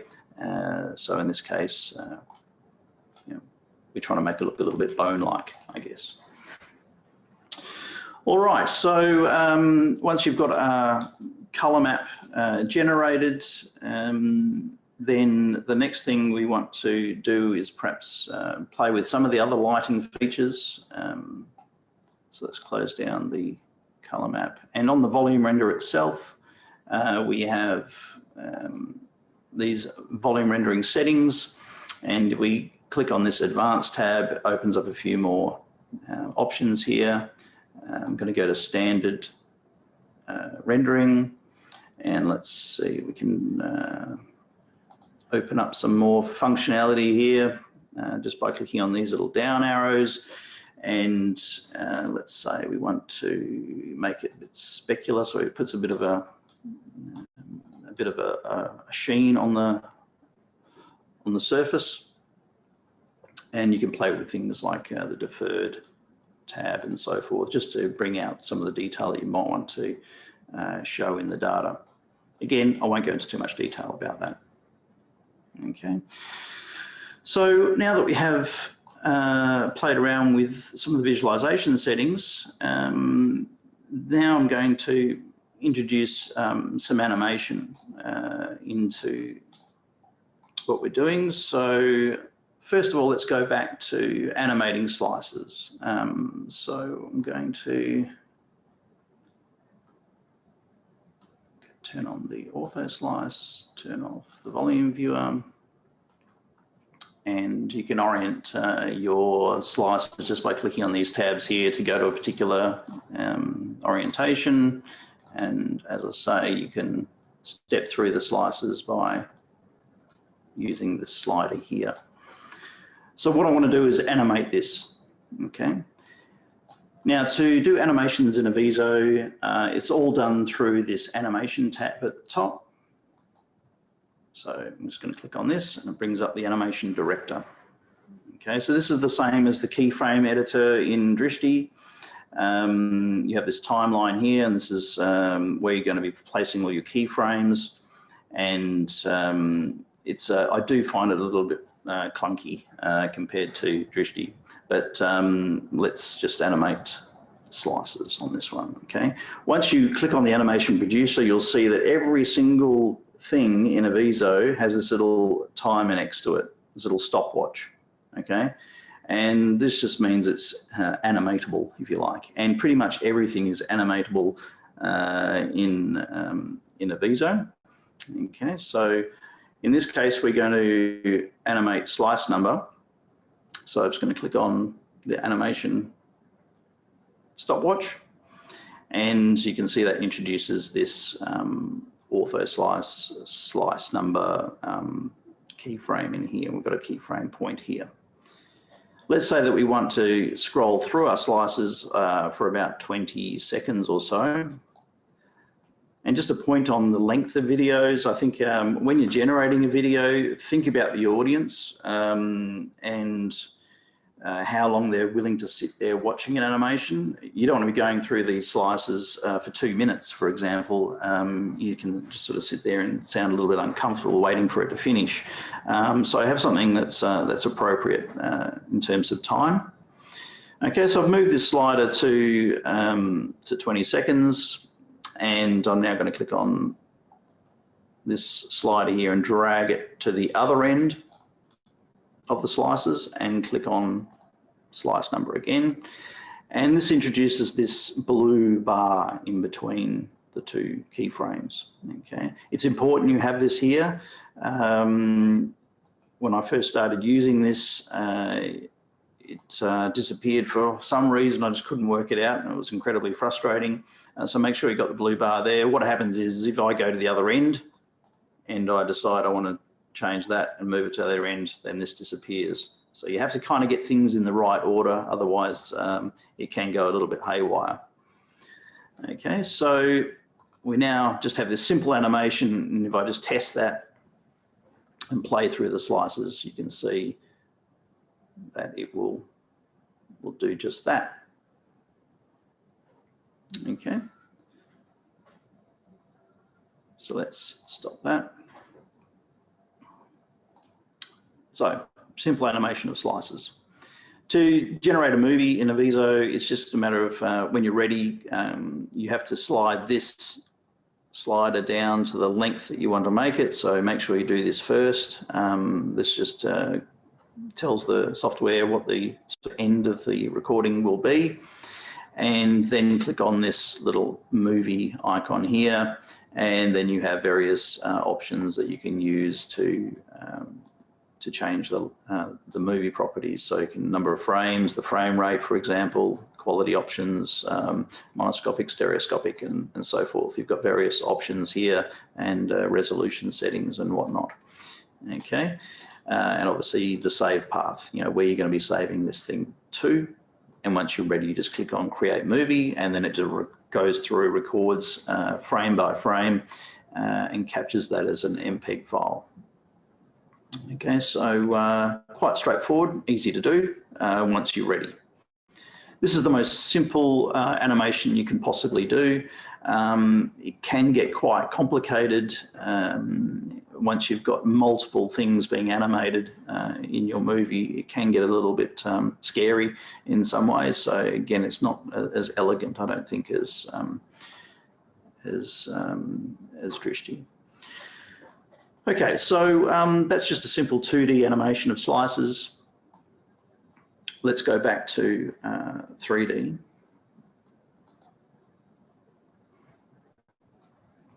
And let's just turn off the ortho slice. Okay.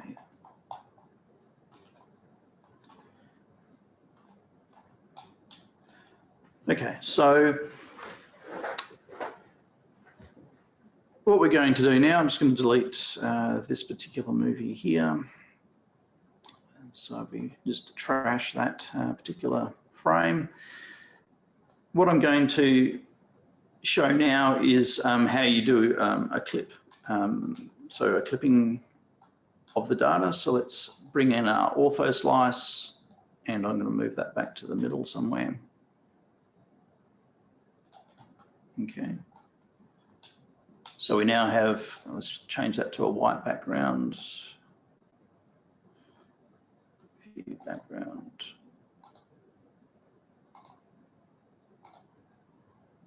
And just a note on backgrounds. When Ajay was showing you the transparent background where you pretty much had nothing in, so I think it was a PNG file. So when you import it into other programs, you have a no background to work with, which is useful for importing to certain other programs. Another thing you can do, for example, is change your background to something like a blue screen. So you might want to, that's not the greatest blue in the world, but you can change to a blue screen or perhaps a green screen. And then some programs, in particular Adobe Premiere Pro, which I use for sort of video editing, there's some functionality in there that you can use to remove the background as well. Let's go back to white. Okay, so we have this ortho slice here, and we're clipping through the data like so. We're moving through the data. And to do a clip, all we have to do is click on this crop or clip icon here in the corner, and clicking on that will chop off the top, as you can see. If I unclick that again and then click it, it'll do the reverse, so it'll come up from the bottom. So just bear that in mind. And if I turn off this little blue icon here, you can remove the ortho slice, so you can actually see the clipping plane more easily through the actual data set. Okay, so we can now see that we're clipping through.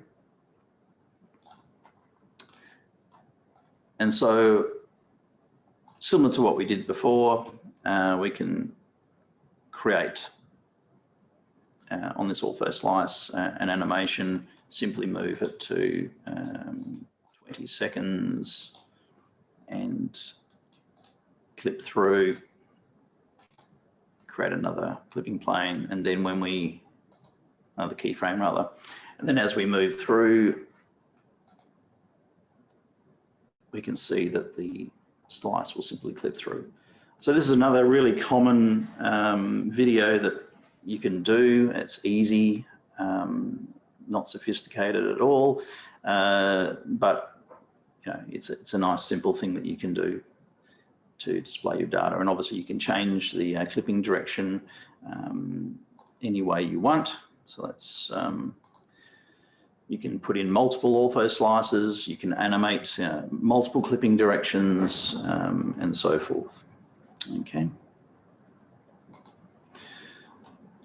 So the next, I guess, more advanced thing to do is going to be to clip multiple volumes.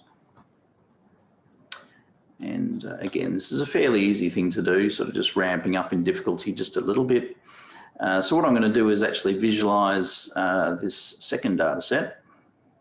Okay, so we have the soft tissue as well as the bone, but let's just work with the soft tissue for a moment. So in this case, we have the turtle exterior showing. Let's just put on the ortho slice for this data just to remind you what it looks like. And we'll just scroll through this a little bit. Okay, so in this case, we have soft tissue, muscle, the eyes, the brain, all this sort of thing. Okay. And so let's turn that off for a moment. Put the soft tissue back on. And in this particular case, we might want to use a different color map. Let's use a color map setting here. So there's a whole range of lookup tables, pre-made color maps that you can use. So I'm just going to load this one. It's often easiest to just load in a color map, a pre-existing one, and then modify it as you see fit. So for example, if we go to this one and then go back to the color map editor, we can then play around with this. So I'm not really sure what color a turtle is, but we probably want it a little bit different from the bone. But we can then play around with this, getting it looking how we want. But I won't spend too much time doing that. Okay, we might want to just change the appearance of it a little bit again. So let's go to standard. And maybe give that a bit of a specular appearance as well. Okay.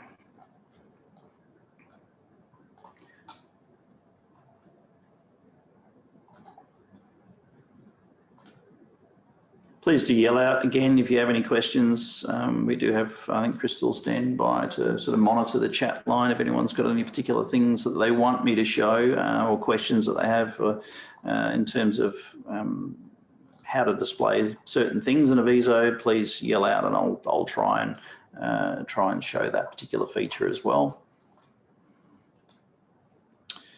Okay, so if we now click through the data like we were doing before using this ortho slice, so let's crop this.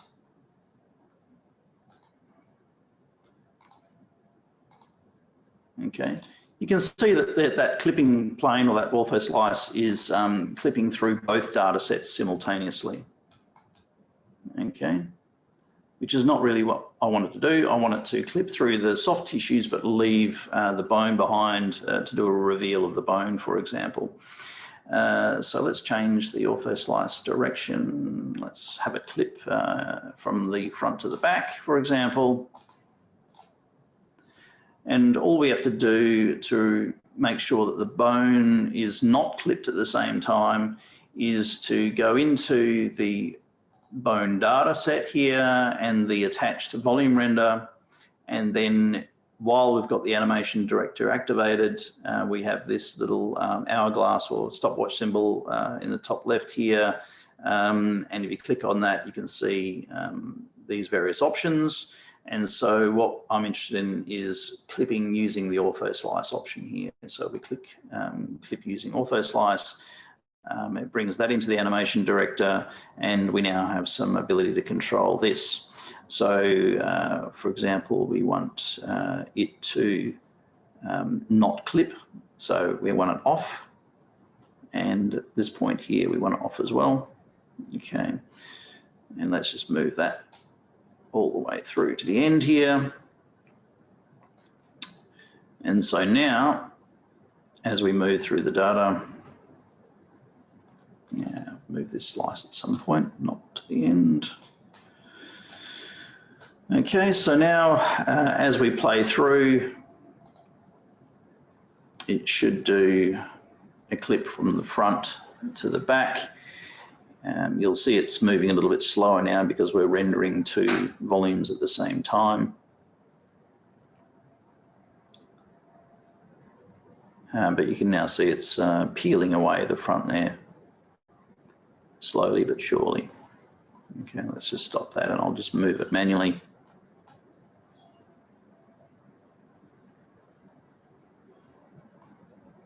Okay.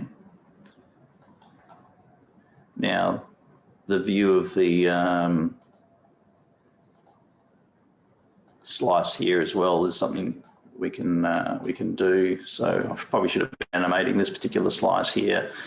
Let's change that to the same direction, and I'm going to link these two ortho slices by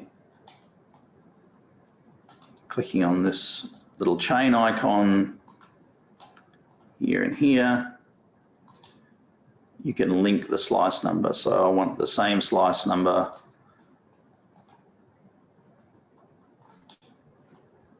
for both of these. So they're now linked together, representing the same slice. Okay. I don't want this black background. So for the soft tissue data, I'm going to make that binary. And I don't want to see the frame in this particular case. And now you can see that you've got the soft tissue being displayed while you're cutting it through as well.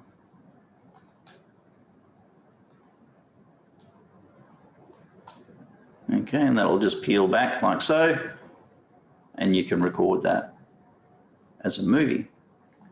Okay, so that they're just three fairly simple animations that you can do using Avizo, just to using the clipping planes. So I don't have too much more to cover. There's just a few more things that I want to go over. I want to talk a little bit about camera orbits and camera paths. If you thought the clipping plane side of things was a bit clunky, then I think this is also a little bit difficult to use in Avizo, but it's probably partly because yeah, I haven't played around with this a huge amount. The camera orbit's a simple thing, but the paths editor for creating like fly-throughs and so forth is a bit more challenging to work with. To do this, I'm going to turn off the soft tissue render, because it's just going to slow things down. Let's get rid of that ortho slice as well. And so I'm just going to sort of visualize the skull. And let's just get rid of these existing components. So first of all, let's just talk about camera orbits or camera rotations or data rotations. And this is another common thing you can do for your data for a quick presentation. I've tried to sort of think about things that is fairly simple to do. I mean, trying to do really complex animations it will take too long, as long as you get the concepts of how to add keyframes and how they all work together. And some of the basics that you can do, so you can make a few cool visualizations for your data. That's kind of what I hope to achieve here. So first of all, let's look at camera orbits. So fairly straightforward. All we do is we go to project, create object, and we're just going to select camera orbit. Okay. And this adds one of these camera orbit modules. And again, fairly straightforward. We've got the animation director turned on, which activates all of these little stopwatches. So you can see if I go back, turn this off, close it down, it will, actually I won't do that, last time it disappeared on me. Then those little stopwatches disappear. Okay, let's try and get it back on again. Window, animation. Well, it's done it again for me. I shouldn't have done that. Let's go back to the project animation. How do I get that back again? Oh, I only did this the other day and it's not hiding somewhere.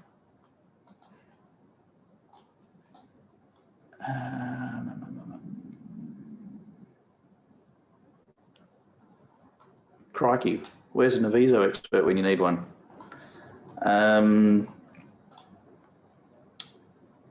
Project. Oh, crikey, I might just close it down. I did get it back the other day, but I've just neglected to remember how to do it.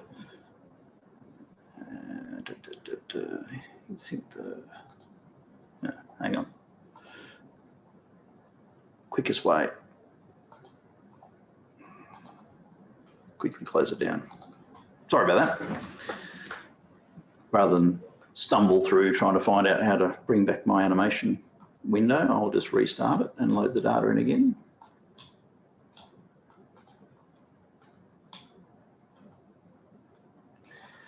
It doesn't do that on the older versions of Avizo. You can just minimizes it into a window and then it pops up again. Window, yeah, restore default layout, maybe. Yeah, it was something simple in the end. I just forgot how to do it. Okay, let's just load the data in there again and visualize that with the volume render. I won't bother with any colorations. Let's just make it look a little better. And let's go for a black background. And we've got rid of our scale bar, but never mind. Okay, so let's go back to our animation producer. Oh, no, we don't. Oh, I can hear you all laughing at me now. Edit, preferences, default layout, restore defaults. No.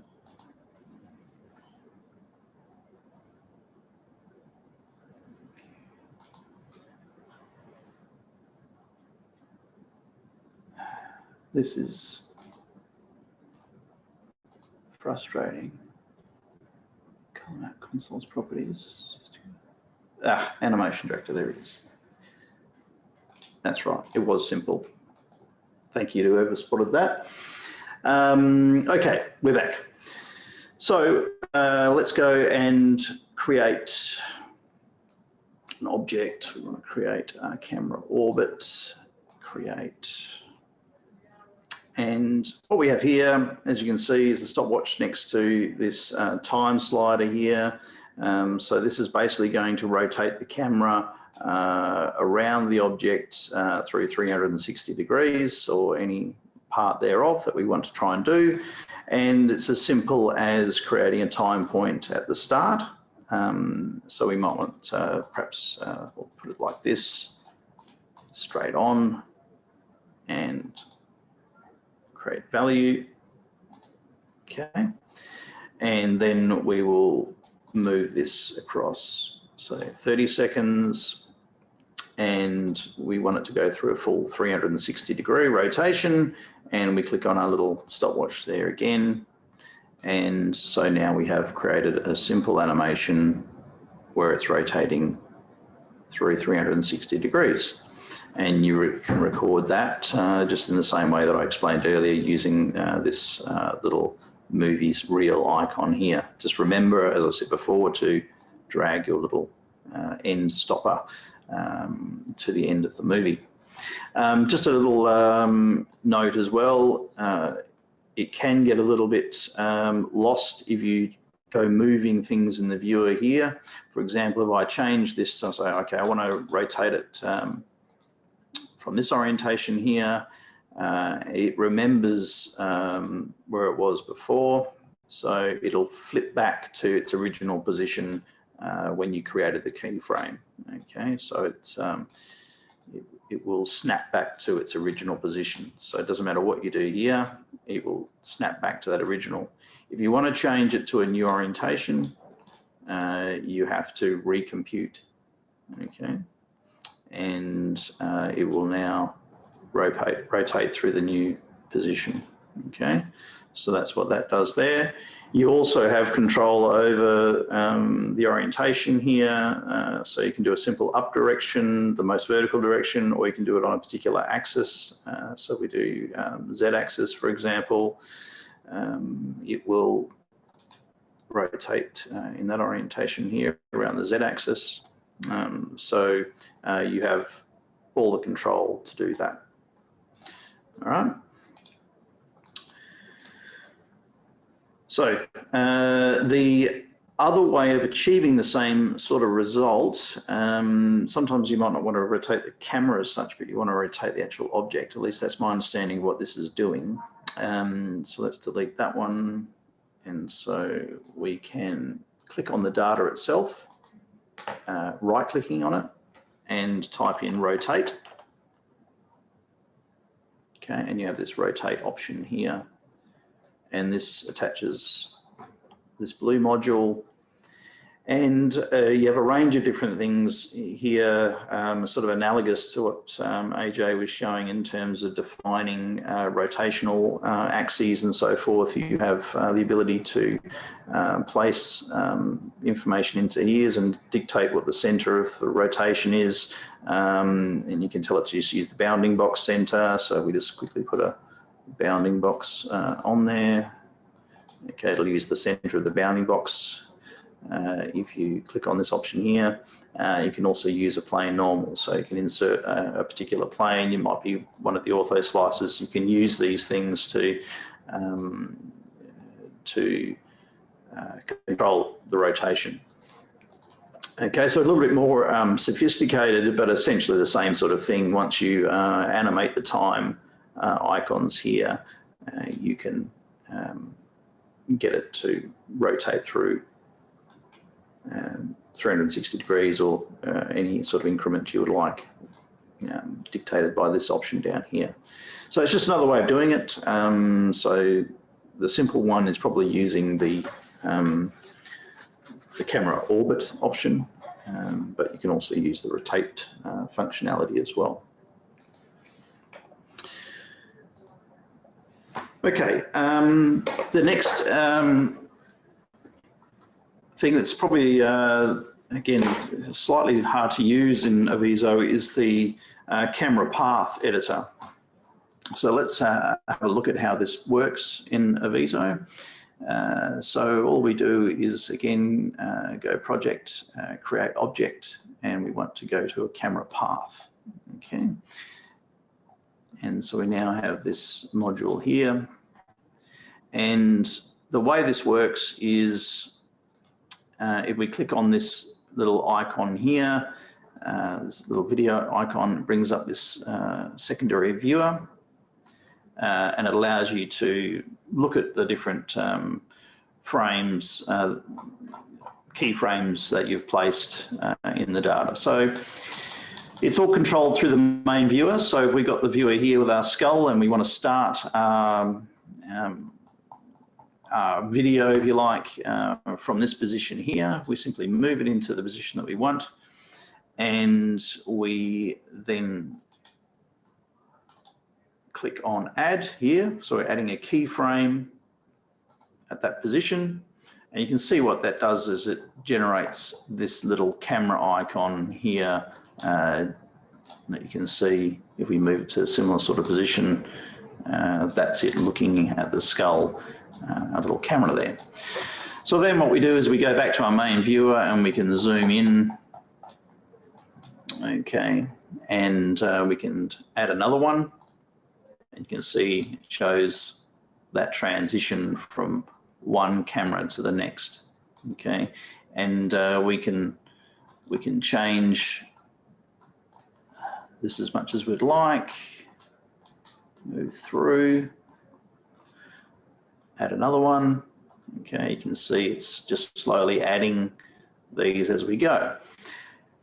If we zoom in to this, we can move these camera positions as well. So you can zoom in and out like this, or move them backwards and forwards and into different positions. So we can translate it. We can also move the camera angle. So if we click on these bars, you can see that it now rotates the camera position, and if we can click on these ones here, it will spin from side to side. Okay, so you've got control over each particular camera point. So that's just how you use those. One thing to look out for in this, which can be quite confusing, is this time path here. Okay. You'll see that once I've got this activated, you can no longer move it in the viewer. And the only way I've really found to stop this from occurring is to actually go out of the viewer and back into it again. And that gives you then the control back on the main viewer window. So again, it might be another way of getting out of it, but I find that a little bit clunky. So let's now move across to here. And we'll add another one. But you'll see now that I've gone in and out of the viewer, it's got the time back to 0 here, okay, which is not what we want. So the full length of this is 20 seconds. What we should actually have, it's a value of 20. So this is 0, 10, 20. We want to position another one at 30. Okay, so you have to make sure that you go to 30 here, which brings the pointer to the next incremental long, and then add another one. If you don't, and you do it at the wrong position, you can see it's automatically jumps to 40 when you're adding them as you go, but if you jump in and out of the viewer, it will reset it. Okay, so just bear that in mind while you're using this. It took me a while to work out exactly what was happening with this. Okay, so we've generated a fairly simple sort of camera path here. And so we can now use this as our animation. And so to do that, we turn off the camera and we animate the time information here as needed. So for example, if at time 0, we want to create a keyframe, and then if we move to 30 seconds, and again, slider, dragger to the end and create another value. We have that blue line there with it transitioning from the beginning to the end. Okay, so if we play through that, it will follow that camera path. Okay, and so that's how the camera path editor works. So it's not quite as well, in my opinion, it doesn't seem to work as seamlessly as the keyframe editor in Drishti, but that's how you use it.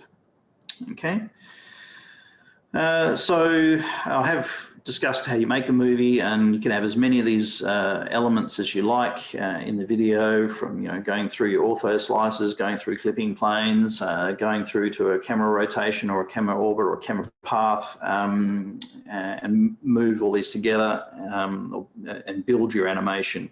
And you'll have multiple lines of these coming in. You might have visibility changing. You can animate the opacity, for example, so you can see in the volume render here, we could just have a simple opacity change where you're transitioning in and out of the opacity like so, and you can animate this as well and simply set those values, and it'll appear in the viewer as another point that you can animate. So as I say, almost anything can be animated in Avizo, so you just have to explore that. But what I'm trying to do is just give you some basic options that you can do. Okay, so now the last thing I'll just want to talk about, that's more or less all I wanted to discuss in terms of Avizo. I just wanted to quickly talk about what you then do for editing videos in some other software programs. So I'll often make my visualization, my movie, in Avizo, and then once I'm happy with it, I'll save that out as a movie file, and I'll do a lot of the post-processing or editing in something like Adobe Premiere Pro. So just as an example, I'll bring this across into the viewer. So this is Adobe Premiere Pro. And this is a leaf animation that I've done fairly recently. So if we just play through this, you can see that I've added my annotations and arrows and so forth using Adobe Premiere Pro rather than trying to do it in Avizo. I know you can add annotations in Avizo, but my preference is to do it all outside in Adobe Premiere Pro. So the main bulk of the animations is just imported as a movie file, and you can split this up, take out still images, pause when you need to, and this sort of thing, just to say what it is you want to say about the data. So you can just see here we now move to the slice through. And you can do fade ins and fade out, so it just makes it a little bit more sophisticated. Yeah, that's how I produce my sort of videos. So if I want to do any final touches on it, there's a whole range of different video editing programs out there, and Adobe Premiere Pro, probably most academics, I'd say, or institutions will have access to it free through their institution. We do, or we're lucky enough to. Perhaps you don't, so you might have to use something else. But then you've got a little bit of other stuff that I'll talk briefly about. I mean, if you're doing 3D printing and you want to create a mesh, for example, and create an STL file that you might want to print for sort of a hard copy, if you like, of a visualization, those sort of things are possible. But I won't talk about those in this tutorial, but certainly generating meshes and so forth for subsequent 3D printing, I guess, is another aspect of visualization that we could discuss in another tutorial.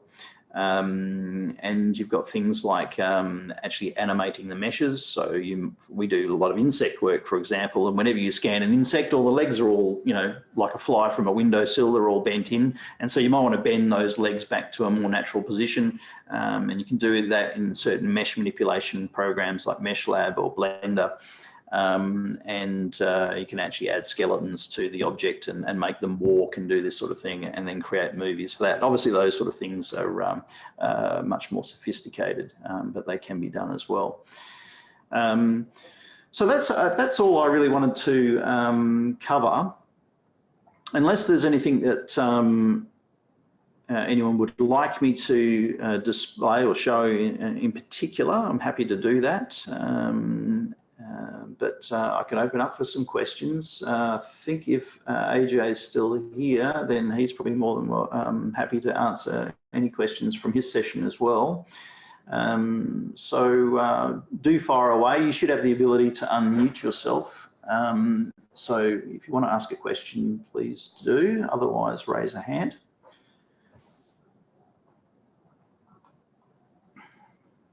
Stunning silence, which is absolutely fine.